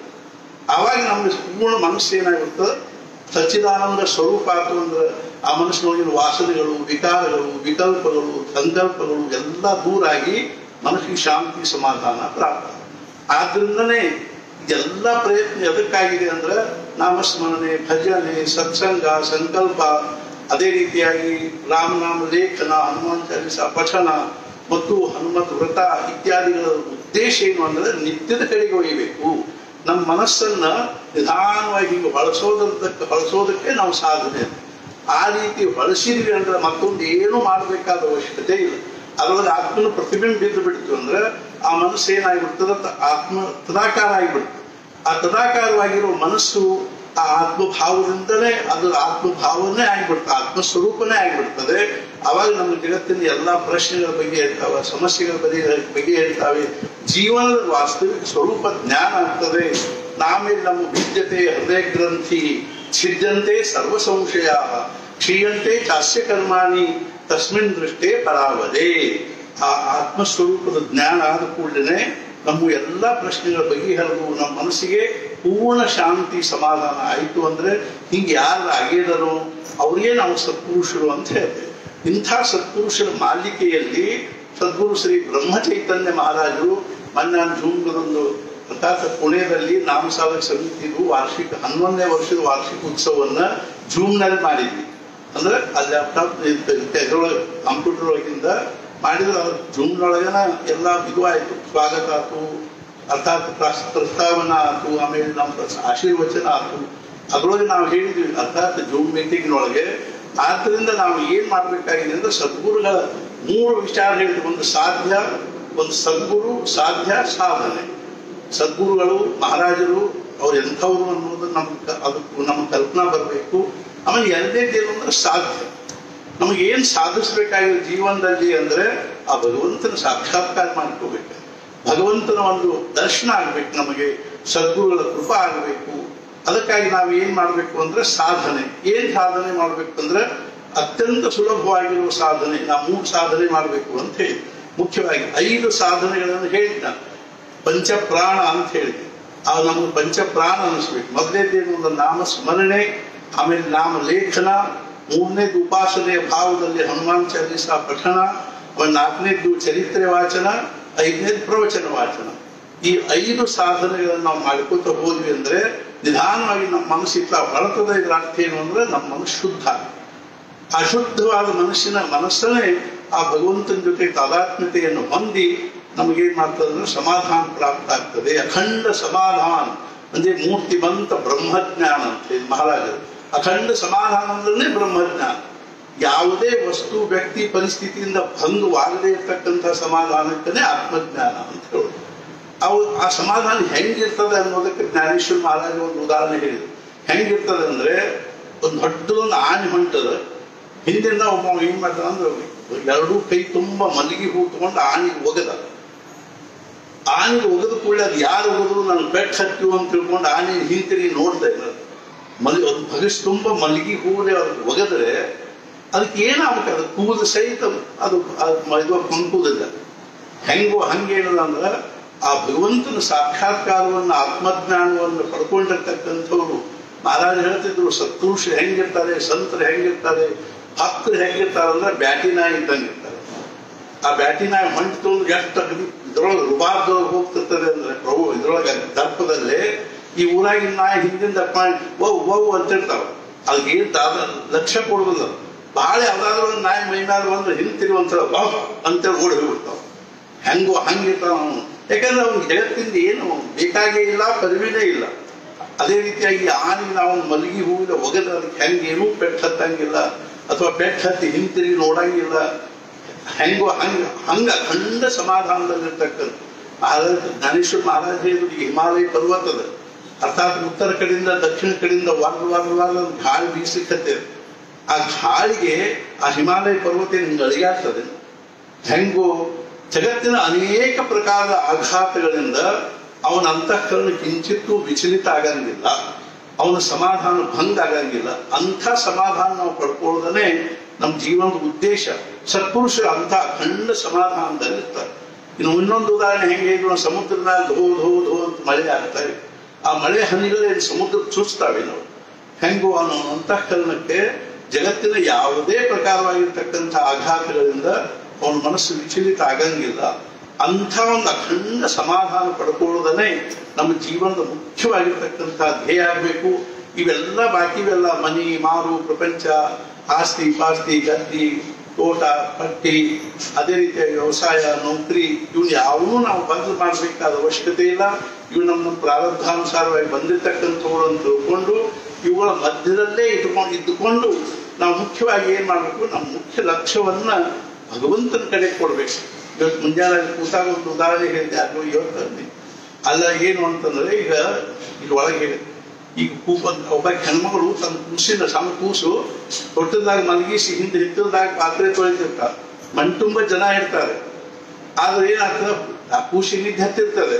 ಆಕೆ ಏನ್ ಮಾಡ್ತಾಳೆ, ಪಾತ್ರೆ ತೊಳೆಯೋತ್ತ ಪಟ್ನ ಎದ್ದು ಬಂದು ನನ್ನ ಕೂಸು ಬಹುಶಃ ಎದ್ದಿರ್ಬೋದು ಅಂತ ಬರ್ತಾಳೆ. ಆ ಕೂಸು ಎದ್ದಿರ್ತದೆ, ಅದು ಅಳ್ತಿರ್ತದೆ. ಆ ಸುತ್ತಮುತ್ತಲ ಇದ್ದವ್ರು ಕೇಳಿಸ್ತಿರಂಗಿಲ್ಲ. ಆದ್ರೆ ಆಕೆ ಒಳಗೆ ಅಲ್ಲಿ ಹಿಂದೆ ಹಿತ್ತಲದಾಗ ಪಾತ್ರೆ ತೊಳೆಯೋ ಹೆಣ್ಮಗ ಆ ತಾಯಿಗೆ ಆ ಕೂಸಿದ ಹೆಂಗ ಇದು ಕೇಳಿಸ್ತದನೋ ಹಂಗೆ ನಮ್ಮ ಅಂತಃಕರಣ ಏನಾಗಬೇಕು ಅಂದ್ರೆ ಆ ಭಗವಂತನ ಕಡೆಗೆ ಹಂಗೆ ಲಕ್ಷ್ಯ ಇರಬೇಕು. ಆ ಕೂಸಿನ ಕಡೆಗೆ ಆ ಹೆಣ್ಮಗಳು ಎಷ್ಟು ಹೆಂಗೆ ಲಕ್ಷ್ಯ ಅದನೋ ಹಂಗೆ ನಮಗೇನಿರ್ಬೇಕು ಅಂದ್ರೆ ಭಗವಂತನ ಕಡೆಗೆ ಲಕ್ಷ್ಯ ಇರಬೇಕು. ಅದಕ್ಕೆ ನಾವು ಅನುಸಂಧಾನ, ಕೂತರು ಅದೇ, ನಿಂತರು ಅದೇ, ಹೋದ್ರು ಅದೇ, ಬಂದ್ರು ಅದೇ, ಮಾತಾಡಿದ್ರು ಅದೇ, 24 ತಾಸು ಭಗವಂತನಿಗೆ ಮಹಾರಾಜರು ಹಂಗೆ, ಮಹಾರಾಜರು ಹಿಂಗ, ನಾನು ಮಹಾರಾಜರ ಸಲುವಾಗಿನೇ ಇದ್ದೀನಿ, ಮಹಾರಾಜರೇ ನನ್ನ ಸರ್ವಸ್ವ, ಸದ್ಗುರುಗಳೇ ನಮ್ಮ ಪ್ರಪಂಚದಲ್ಲಿ ಮೊನ್ನೆ ಜೂಮ್ ಮೀಟಿಂಗ್ನಾಗ ಹೇಳಿದೆ, ನಮಗೆ ಒಂದೇ ಒಂದು ವಸ್ತು ಎಂಥದ್ದಾಗಬೇಕು ಅಂದ್ರೆ ನಮ್ಮ ಅಭಿಮಾನಕ್ಕೂ ಅದೇ ಸಾಧನೆ ಆಗಬೇಕು, ನಮ್ಮ ಭಾಗ್ಯಕ್ಕೂ ಅದೇ ಸಾಧನೆ. ನಾವು ಪ್ರಪಂಚದ ವಿಷಯಗಳಲ್ಲಿ ಅಭಿಮಾನ ಅನ್ನಿಸ್ತದೆ, ನನ್ನ ಹೆಂಡತಿ, ನನ್ನ ಮಕ್ಕಳು, ನನ್ನ ಮನೆ, ನನ್ನ ಆಸ್ತಿ, ನಂದು ವಸ್ತು ಒಡಿವಿ, ಇವುಗಳ ಬಗ್ಗೆ ನಮಗೆ, ನಮ್ಮ ಶಿಕ್ಷಣ, ನಮ್ಮ ಪಾಂಡಿತ್ಯ, ಇವುಗಳ ಬಗ್ಗೆ ನಮ್ಗೆ ಅಭಿಮಾನ ಅನ್ನಿಸ್ತದೆ. ಆದ್ರೆ ಏನು ಖರೆ ಅಲ್ಲಿ ಶಾಶ್ವತ ಅಲ್ಲ. ಯಾವ ಕ್ಷಣಕ್ಕೆ ಏನಾಗ್ತದೋ ಹೇಳಿಕ್ಕೆ ಬರಂಗಿಲ್ಲ. ಒಬ್ರು ಯಾರು ನಮಗೆ ಬಹಳ ದೊಡ್ಡ ತಬಲಾ ಬಾರಿಸ್ಕೊಂಡು ಭೇಟಿಯಾಗಿ, ಈ ತಬಲಾನ ನನ್ನ ಸರ್ವಸ್ವ ನೋಡ್ರಿ, ಇದೇ ನನ್ನ ಮುಖ್ಯ ವ್ಯವಸಾಯ ಅಥವಾ ಮುಖ್ಯ ನಂದು ಜೀವನದ ಲಕ್ಷಣ ಅಂತ ನಾ ಹೇಳಿದೆ. ಹಂಗೆಲ್ಲ ಅಲ್ಲಿಗೆ ಬರಂಗಿಲ್ರಿ. ಈ ತಬಲಾ ಎಷ್ಟೊಂದು ದೇಹವನ್ನು ಆಶ್ರಯಿಸಿಕೊಂಡಿರೋದಿದು, ದೇಹ ಅನುಕೂಲ ಇದ್ರೆ ತಬಲಾ ಅಂದ್ಕೂಳೆ ಹಂಗೆ ಏನಾಗ್ತದೆ ಶಕ್ತಿ ಇರೋ ಹಂಗೆ ಹಿಂಗೆ ಅಂದ್ರು ಚಲೋ ಆಯ್ತು. ಮುಂದೊಂದು 5-6 ವರ್ಷದ ನಾನು ಮತ್ತೊಂದ್ಸಲ ಹೋದಾಗ ಅವ್ರಿಗೆ ಬಲಗೈ ಪ್ಯಾರಲಿಸಿಸ್ ಆಗಿದೆ. ಯಾಕ್ರಿ ತಬಲಾ ಇಲ್ರಿ ಕೈ ಹಿಂಗೆ ಬಾರಿಸ್ಲಿಕ್ಕೆ ಬರಂಗಿಲ್ಲ ಅಂತ. ಹೆಂಗೋ ಹಂಗೇನದ ಅಂದ್ರೆ ಈ ಪ್ರಪಂಚದ ವಿಷಯಗಳು ನಮ್ಮ ದೇಹವನ್ನು ಆಶ್ರಯಿಸಿಕೊಂಡಿರ್ತಕ್ಕಂಥ ವಿಷಯಗಳಿಂದ ನಮಗೆ ಸಮಾಧಾನ ಆಗ್ಲಿಕ್ಕೆ ಶಕ್ಯ ಇಲ್ಲ. ಮತ್ತೆ ಅದರಿಂದ ಶಕ್ಯ ಇಲ್ಲ ಅಂದ್ರೆ ಪ್ರಪಂಚದ ಯಾವುದೇ ವಸ್ತು, ವ್ಯಕ್ತಿ, ಪರಿಸ್ಥಿತಿಯನ್ನ ಅವಲಂಬಿಸದೇ ಇರ್ತಕ್ಕಂಥ ಸಮಾಧಾನವೇ ನಿಜವಾದ ಸಮಾಧಾನ. ಆ ಸಮಾಧಾನ ಪ್ರಾಪ್ತ ಆಗಬೇಕು ಅಂದ್ರೆ ಕೇವಲ ಭಗವಂತನ ಚಿಂತನೆಯಿಂದ, ನಾಮಸ್ಮರಣೆಯಿಂದ, ಉಪಾಸನೆಯಿಂದ ಆಗ್ತಕ್ಕಂಥದ್ದು. ಆದ್ರಿಂದ ನಾವು ಈ 1.5 ವರ್ಷದಿಂದ ಎಲ್ಲಾ ದೃಷ್ಟಿಯಿಂದ ನಮ್ಮ ಪರಿಸ್ಥಿತಿ ಇಷ್ಟೊಂದು ಪ್ರತಿಕೂಲ ಇದ್ದು ವಾತಾವರಣ ನಮಗೇನು ಅನಿಸ್ತು ಅಂದ್ರೆ ಇಂಥ ಶ್ರೇಷ್ಠವಾಗಿರುವ ಮನುಷ್ಯ ಜನ್ಮವನ್ನು ಪಡ್ಕೊಂಡು ನಾವು ವ್ಯರ್ಥ ಆಗಬಾರ್ದು ಅನ್ನೋ ದೃಷ್ಟಿಯಿಂದ ನಾವು ಇದೇ ಆನ್ಲೈನ್ ಮೇಲಿಂದ ಈಗ ಸದ್ಯ 14-15 ಮಂದಿ ಈ ಹನುಮತ್ ವೃತ್ತ ಸಂಕಲ್ಪ ಮಾಡ್ಲಿಕ್ಕಿದ್ದಾರೆ. ಹೋದ ರವಿವಾರ ದಿವಸ 50 ಮಂದಿ ಸಂಕಲ್ಪ ಮಾಡಿಸಿ ನಮ್ಮ ಆಶ್ರಮದೊಳಗನ 17 ಮಂದಿ ಈ ಪ್ರತಿ ದಿವಸ ಹನುಮತ್ ವ್ರತ ಮಾಡ್ತಾ ಇದ್ದಾರೆ. ಯಾವುದೋ ಒಂದು ನಿಮಿತ್ತ ನಾನು ಒಬ್ಬರಿಗೆ ಹೇಳಿದೆ ಪುಣ್ಯ ಮಾತಾಡುವುದನ್ನಾಗ, ಈಗ ನಾವು ದುಡ್ಡು ಪ್ರತಿ ತಿಂಗಳು ನಮ್ಗೊಂದು 20,000 25,000 ಪಗಾರ ಸಂಬಳಿದೆ. ಅದ್ರ ತಿಂಗಳ ಒಂದು 5,000 ನಾವು ಇಟ್ಕೋತ ಹೋದ್ವಿ ಅಂದ್ರೆ, ಕುಡಿಸ್ಕೋತ ಸಂಗ್ರಹ ಮಾಡ್ಕೋತ ಹೋದ್ವಿ ಅಂದ್ರೆ ಅದು ಬಹಳ ದೊಡ್ಡ ಒಂದು ಏನಾಗ್ತದೆ, ಒಂದು ಅಮೌಂಟ್ ಆಗ್ತದೆ, ದೊಡ್ಡದೊಂದು ಸಂಪತ್ತು ಆಗ್ತದೆ. ಆವಾಗ ನಮಗೆ ಆ ಸಂಪತ್ತು ಅದ್ರ ಮುಂದೆ ಏನಾಗ್ತದೆ, ನಮ್ಗೊಂದು ಶಕ್ತಿ ಆಗ್ತದೆ. ಅದರಿಂದ ನಾವು ಏನಾದ್ರೂ ಕಾರ್ಯ ಮಾಡಬಲ್ವಿ ಅಂತ ತಿಳ್ಕೊಂಡು ಹೆಂಗೋ ಹಂಗೇನದ ಅಂದ್ರೆ ನಮ್ಮೊಂದು ಸಂಪತ್ತನ್ನು ನಾವು ಸಂಪಾದನೆ ಮಾಡ್ಬೇಕಾಗಿ. ಯಾವುದಕ್ಕಾಗಿ ಅಂತಂದ್ರೆ ನಾನು ಹೇಳಿದೆ, ಮರಣದ ಬಗ್ಗೆ ನಾವೇನು ಯೋಚನೆ ಮಾಡುವ ಅವಶ್ಯಕತೆ ಇಲ್ಲ, ಅದು ಹಾಗೇ ಆಗೋದು. ಆದ್ರೂ ವಾರ್ಧಕ್ಯದ ಬಗ್ಗೆ ನಾವು ವಿಚಾರ ಮಾಡ್ಬೇಕು. ನಮ್ಮ ವಾರ್ಧಕ್ಯ ಸಮಾಧಾನ ಪೂರ್ಣ ಆಗಬೇಕು ಅಂದ್ರೆ, ಇಳಿ ವಯಸ್ಸು ಸಮಾಧಾನ ಪೂರ್ಣ ಆಗಬೇಕು ಅಂದ್ರೆ ಅದಕ್ಕೆ ಇವತ್ತಿನಿಂದಲೂ ನಾವು ಸಂಪಾದನೆ ಮಾಡಬೇಕು. ಸಮಾಧಾನದಿಂದ ಇಲ್ಲಿಗೆ ಬರುವಂತ ಸಂಪತ್ತು ಯಾವುದು ಅಂದ್ರೆ ನಾವು ಸಂಪಾದನೆ ಮಾಡಿರೋ ಭಗವಂತನ ನಾಮಸ್ಮರಣೆಯಿಂದ ಉಂಟಾಗಿರ್ತಕ್ಕಂಥ ನಮ್ಮ ಮನೋಭಾವ. ನಮ್ಮ ಮನಸ್ಸು ಹೆಂಗ್ ತಯಾರಾಗಬೇಕು ಅಂದ್ರೆ ಆ ಒಂದು ಪರಿಸ್ಥಿತಿಯೊಳಗೂ ಎಲ್ಲಾ ದೃಷ್ಟಿಯಿಂದಲೂ ಪ್ರತಿಕೂಲವಾಗಿರುವಂತಹ ಪರಿಸ್ಥಿತಿಯೊಳಗೂ ಸಮಾಧಾನದಿಂದ ಇಲ್ಲಿಗೆ ಬರುವಂತ ಮನಸ್ಸನ್ನು ನಾವು ಇವತ್ತಿನಿಂದಲೇ ತಯಾರು ಮಾಡ್ಲಿಕ್ಕೆ ಶುರು ಮಾಡಬೇಕು. ಮಹಾರಾಜರ ಶಿಷ್ಯರಿದ್ರು ಬಹುಸಾಹೇಬನ್, ಅವ್ರಿಗೆ 92 ವರ್ಷ ಆಗಿದ್ದು, ಕಣ್ಣು ಕಾಣಿಸ್ತಿದ್ದಿಲ್ಲ, ಕಿವಿ ಕೇಳಿಸ್ತಿದ್ದಿಲ್ಲ, ಎದ್ದು ಕೂಡ್ಲಿಕ್ಕೆ ಬರ್ತಿದ್ದಿಲ್ಲ. ಅವ್ರೊಂದು ದಿವ್ಸ ಮಹಾರಾಜರಿಗೆ, ಮಹಾರಾಜ್ ಇಂಥ ಪರಿಸ್ಥಿತಿ ಒಳಗೆ ಎಲ್ಲರಿಗೂ ಅನಾನುಕೂಲ ಆಗ್ತದೆ, ನಾನು ಯಾಕೆ ಇಟ್ಟಿದ್ದೀನಿ, ನಾನು ಕರ್ಕೊಂಡು ಹೋಗಲಿ. ಮಹಾರಾಜರು ಬಹುಸಾಹೇಬ್ ನೀವು ತುಂಬಾ ಕಂಟಾಳ ಆಗಕ್ಕೆ ನೀವು ಬೇಜಾರಾಗ್ತೇನೋ, ಬೇಸರ ಅನಿಸ್ತೇನೋ? ನೈ ಮನೆ ಕಂಟಾಳ ಆಗಿದೆ, ನಾನು ಬೇಜಾರ ಅನಿಸಿಲ್ಲ. ಆದ್ರೂ ಪಾಪ ಎಲ್ಲರಿಗೂ ಇಷ್ಟೊಂದು ಅಡಚಣೆ ಆಗ್ತದೆ. ಆವಾಗ ಮಹಾರಾಜರು ಏನಂದ್ರು, ನಿಮ್ಮನ್ನು ಈ ಪರಿಸ್ಥಿತಿಯೊಳಗೂ ಅಂದ್ರೆ ದೇಹ ವೈಕಲ್ಯದೊಳಗೂ ನಾ ಯಾಕೆ ಇಟ್ಟೀನಿ ಅಂದ್ರೆ ಈ ಪರಿಸ್ಥಿತಿಯೊಳಗೂ ಸಮಾಧಾನದಿಂದ ಇಲ್ಲಿಗೆ ಬರ್ತಾ ಅನ್ನೋದಕ್ಕೆ ಒಂದು ಉದಾಹರಣೆ ಇರಲಿ ಅಂತೀವಿ. ಅನ್ನೋದಕ್ಕೆ ಎಷ್ಟು ಸಮಾಧಾನದಿಂದ ಇದ್ದಿರ್ಬೇಕಲ್ಲ. ಈ ಪರಿಸ್ಥಿತಿಯೊಳಗೂ ಸಮಾಧಾನದ ಇಲ್ಲಿಗೆ ಬರ್ತದ ಅನ್ನೋದಕ್ಕೆ ಒಂದು ಉದಾಹರಣೆ ಇರಲಿ ಅಂತ ಇಟ್ಟೀನಿ. ಅದ ಬಹುಸಾಹೇಬರು ದೇಹ ಬಿಟ್ಟ ಮೇಲೆ ಮಹಾರಾಜರ ಪೀಠಿ ಮೇಲೆ ಬಂದಾಗ ಏನಂದ್ರು, ಯಾ ಬಹುಸಾಹೇಬರು ನಿಮ್ಮದ ಋಣಿಕೆ ಇದೆ, ಈ ಬಹುಸಾಹೇಬರು ನಾನು ಋಣಿ ಮಾಡಿದ್ರು. ಸದ್ಗುರುಗಳು ಯಾವಾಗ ಋಣಿ ಆಗ್ತಾರೆ ಅಂತ ಒಬ್ಬ ಕೇಳಿದ್ನ. ಭಗವಂತ ಅಥವಾ ಸದ್ಗುರುಗಳು ಹೆಂಗ ಋಣಿ ಆಗ್ತಾರೆ? ಅವ್ರನ್ನ ಏನೂ ಕೇಳದೆ ಇದ್ರೆ ಋಣಿ ಆಗ್ತಾರೆ. ನಮ್ಗೆ ಇಂಥದ್ದೊಂದು ಬೇಕು ಅಂತ ನಾವು ಏನೂ ಕೇಳದೆ ಇದ್ರೆ ಸದ್ಗುರುಗಳು ಋಣಿ ಆಗ್ತಾರೆ, ಭಗವಂತನು ಋಣಿ ಆಗ್ತಾರೆ. ತುಕಾರಾಮ್ ಮಹಾರಾಜನಿಗೆ ಭಗವಂತ ಹೇಳಿದ, ತುಕಾ ನನ್ ಋಣಿ ಮಾಡಬೇಡ, ಏನಾದ್ರೂ ಕೇಳು. ಅವಾಗ ಅವ್ರು ಅದನ್ನ ಕೇಳಿದ್ರು, ಮತ್ತು ನಾನು ಋಣಿನ ಮಾಡಿದ್ದೀನೋ ತಿಳ್ಕೋ. ಹೆಂಗ ಬಹುಸಾಹೇಬರಿಗೆ ಮಹಾರಾಜರು या भाऊसाहेबांनी मला ऋणी केले. महाराज ಹೇಳಿದ್ರು फक्त 3 ಮಂದಿ ನಾನು ಸರಿಯಾಗಿ ತಿಳ್ಕೊಂಡ್ರು ಅಂತ ಹೇಳಿ. ಯಾರ್ಯಾರು ಅಂದ್ರೆ ಬ್ರಹ್ಮಾನಂದ ಮಹಾರಾಜರು, ಆನಂದ ಸಾಗರು, ಭಾऊसाहेಬರು. ಉಳಿದವ್ರಿಗೆ ಯಾರಿಗೂ ತಿಳಿಯೇ ಇಲ್ಲ. ಯಾಕೆಂದ್ರೆ ಯಾರು ನಾನು ನಿಂದಾ ಮಾಡಿದ್ರು ಅವ್ರು ನನ್ನ ತಿಳ್ಕೊಳ್ಳಿಲ್ಲ, ಮತ್ತು ಕೇವಲ ಯಾರು ನಾನು ಸ್ತುತಿ ಮಾಡಿದ್ರು ಅವ್ರು ಅದಕ್ಕಿಂತ ತಿಳ್ಕೊಳ್ಳಿಲ್ಲ. ನಾನು ನಿಂದಾ ಮತ್ತು ಸ್ತುತಿಗೆ ವಿಷಯವಾಗ್ತಕ್ಕಂಥ ವಸ್ತುನ ಅಲ್ಲ. ಹೆಂಗೋ ಹಂಗೇನದ ಅಂದ್ರೆ ನಮ್ಗೆ ಭಗವಂತ ಏನಾಗಬೇಕು ಅಂದ್ರೆ ನಮ್ಮಿಂದ ಋಣಿ ಆಗಬೇಕು ಅಂದ್ರೆ ನಾವು ಅಷ್ಟು ಸಮಾಧಾನದೇ ಇಲ್ಲಿಗೆ ಬರಬೇಕು ಅಂದ್ರೆ ಅದಕ್ಕಾಗಿ ಇವತ್ತಿನಿಂದಲೂ ನಾವು ತಯಾರಿ ಮಾಡ್ಕೋಬೇಕಲ್ಲ. ಏನು ಅಂದ್ರೆ ಸಮಾಧಾನದಿಂದ ಇರೋದಕ್ಕಾಗಿ ಈ ಸದ್ಯ ಇರೋ ಮನಸ್ಸಿಗೆ ನಮಗೆ ಸಮಾಧಾನದೇ ಇಲ್ಲಿಗೆ ಬರಂಗಿಲ್ಲ. ಇದು ನಿರಂತರವಾಗಿ ವ್ಯಗ್ರವಾಗಿರುವುದು, ಅಶಾಂತವಾಗಿರುವುದು, ಅಸ್ವಸ್ಥವಾಗಿರೋ ಮನಸ್ಸು. ಅಂದ್ರೆ ಅದಕ್ಕಾಗಿ ಒಂದು ಹೊಸ ಮನಸ್ಸ ತಯಾರಾಗಬೇಕು, ಅದರೊಳಗಿಂದ ಒಂದು ಕ್ರಾಂತಿ ಆಗ್ಬೇಕು. ಹೊಸ ಮನಸ್ಸು ತಯಾರಾಗಬೇಕಾದ್ರೆ ಅದನ್ನೇನದನ್ನು ಈ ಪದ್ಧತಿಯಿಂದಲೇ ನಮಗೆ ಹೊಸ ಮನಸ್ಸು ತಯಾರು ಮಾಡ್ಲಿಕ್ಕೆ ಬರ್ತದೆ. ಇದರಿಂದಲೇ ನಮ್ಮ ಮನಸ್ಸು ಏನಾಗ್ತದೆ ಅಂದ್ರೆ ಅದಕ್ಕೊಂದು ಹೊಸ ಸ್ವರೂಪ ಬರ್ತದೆ, ಸ್ಟ್ರಕ್ಚರ್ ಬದಲಾಗುತ್ತದೆ. ಆಗ್ಬೇಕು ಅಂದ್ರೆ only revolution is the inner revolution. ಅಂತರಂಗದಲ್ಲಿ ಕ್ರಾಂತಿ ಆಗಬೇಕು ಅಂದ್ರೆ ಅದಕ್ಕೆ ಏನಂದ್ರೆ ನಾಮಸ್ಮರಣೆ, ಉಪಾಸನೆ ಇದೇ ಮುಖ್ಯವಾಗಿರ್ತಕ್ಕಂಥ ವಿಷಯ ಅನ್ನೋ ದೃಷ್ಟಿಯಿಂದನೇ ನಮ್ಗೆ ಸಹಜವಾಗಿ ಒಂದು ದಿವಸ ಹನುಮಂತ ವ್ರತದ್ದು ವಿಷಯ ಗೊತ್ತಾಯಿತು. ನಾವು ಕಲ್ಯಾಣ ಪತ್ರಿಕೆ ಓದ್ತಾ ಇರುವಾಗ ಅದರೊಳಗೆ ಅದನ್ನು ಬರೆದಿದ್ದು ಮತ್ತು ಅದುಡಿ ಅದನ್ನ ಅಥಾರಿಟಿಲೇ ಬರೆದಿತ್ತು. ಹಿಂಗೆ ಆಗೇ ತೀರ್ತದೆ ಅನ್ನೋ ದೃಷ್ಟಿಯಿಂದ ನಮಗೆ ಅನ್ನಿಸ್ತು ಬಹಳಷ್ಟು ಜನರಿಗೆ ಇದನ್ನು ಮಾಡೋದ್ರಿಂದ ಅವ್ರಿಗೆಲ್ಲರಿಗೂ ಹನುಮಂತನ ಒಂದು ಆಶೀರ್ವಾದ ಆಗ್ತದೆ. ಅದೇ ರೀತಿಯ ಮುರಾರಿ ಬಾಪು ಅವರು ಮೊನ್ನೆ ಅವ್ರ ಪ್ರವಚನ ಕೇಳ್ತಾ ಇದ್ವಿ ರಾಮಾಯಣ, ಅದರೊಳಗೆ ಒಂದು ವಿಷಯ ಬಂದು ಇವತ್ತು ವಾಟ್ಸಾಪ್ನ ಹಾಕಿದಾರೆ. ಅದು ರಾಮಾಯಣ ಹಿಂದಿಯಲ್ಲಿದೆ, ಅದು ಅದಕ್ಕೆ ನಾನು ಪ್ರಾಸ್ತಾವಿಕವಾಗಿ ಹಿಂದಿಯಲ್ಲೇ ಹೇಳಿದ್ದೇನೆ. ಅವ್ರು ಹೇಳಿದ್ರು ನಿಮ್ಮದು ಯಾವುದೇ ಜಾತಿ ಇರಲಿ, ಪಂಥ ಇರಲಿ, ಮತ ಇರಲಿ, ಸಂಪ್ರದಾಯ ಇರಲಿ, ಪರಂಪರೆ ಇರಲಿ, ಸಾಧನೆ ಯಾವುದೇ ಇರಲಿ, ಗ್ರಂಥ ಯಾವುದೇ ಇರಲಿ, ಆದ್ರೂ ಮುಖ್ಯವಾಗಿ ಏನು ಅಂತಂದ್ರೆ ನೀವು ಹನುಮಂತನ ಆಶ್ರಯ ಪಡ್ಕೊಳ್ರಿ. ಯಾರೇ ಇರಲಿ, ಅರ್ಥಾತ್ ಏನು ಬ್ರಾಹ್ಮಣರಿರ್ಲಿ, ಕ್ಷತ್ರಿಯ, ಜೈನರು, ವೈಶ್ಯ, ಅರ್ಥಾತ್ ಬೌದ್ಧರು, ಅರ್ಥಾತ್ ಏನು ಅಂದ್ರೆ ಕ್ರಿಶ್ಚಿಯನ್ರಿರ್ಲಿ, ಮುಸಲ್ಮಾನರಿರ್ಲಿ, ಯಾರೇ ಇರಲಿ, ನಿಮಗೆ ನಿಜವಾಗಿಯೂ ಪ್ರಪಂಚಕ್ಕೆ ಏನಾದರೂ ಒಂದು ಬಹಳ ದೊಡ್ಡ ಆಧಾರ ಬೇಕು ಅಂತ ಅನಿಸ್ತಿದ್ರೆ ಹನುಮಂತನ ಆಶ್ರಯವನ್ನು ನೀವು ಹೊಂದ್ರಿ, ಅವನ ಉಪಾಸನೆ ಮಾಡ್ರಿ, ಅವನನ್ನು ಕುರಿತು ನೀವೇನಾದ್ರೂ ಮಾಡ್ರಿ ಅಂತಂದ್ರೆ ಮುಖ್ಯವಾಗಿ ಹನುಮಾನ್ ಚಾಲೀಸ ಪಾಠ ಮಾಡ್ರಿ ಅಂತ ಅವರೇ ಹೇಳಿದ್ರು. ಕೆಲವರು 121 11 ಸಲ ಮಾಡ್ತಾರೆ, ಕೆಲವರು 11 ಸಲ ಮಾಡ್ತಾರೆ. ಇವತ್ತು ಅದು ಬಹುಶಃ ವಾಟ್ಸಾಪ್ನಾಗ ಬಂದದ ಕಾಣಿಸ್ತದೆ. ಕನಿಷ್ಠ ಪಕ್ಷ 1 ಸಲ ಆದರೂ ಪ್ರತಿ ದಿವಸ ಹನುಮಾನ್ ಚಾಲೀಸ ಪಾಠ ಮಾಡ್ರಿ. ನಿಮಗೆ 1 ಸಲನೂ ಮಾಡ್ಲಿಕ್ಕಾಗದೆ ಇದ್ರೆ ನನಗೆ ಮಾಡ್ಲಿಕ್ಕಾಗವಲ್ತು ಅದೇ ಅನ್ಕೋತ ಇದೆ. ಕನಿಷ್ಠ ಹಿಂಗಾದ್ರೂ ಮನುಷ್ಯನಾಗ ಅನ್ಕೋತ ಇದೆ ಅನ್ನೋದ ನನಗೆ ಮಾಡ್ಲಿಕ್ಕಾಗವಲ್ತು ಅಂತಾದ್ರೂ ಮನುಷ್ಯನಲ್ಲಿ ಅನ್ಕೋತ ಇದ್ರೂ ಮಾರುತಿಗೆ ಅನಿಸ್ತದೆ. ಹಂಗಾರೆ ಬಹುಶಃ ಇವತ್ತಿಲ್ಲ ನಾಳೆ ಶುರು ಮಾಡ್ತಾರೆ ಕಾಣಿಸ್ತದೆ ಅವನು ಆಶಾದಾಗೂ ಅವನು ಸಹಿತ ನಮ್ಮ ಕಡೆ ಲಕ್ಷ್ಯ ಕೊಟ್ಕೊಂಡೇ ಇರ್ತಾನೆ.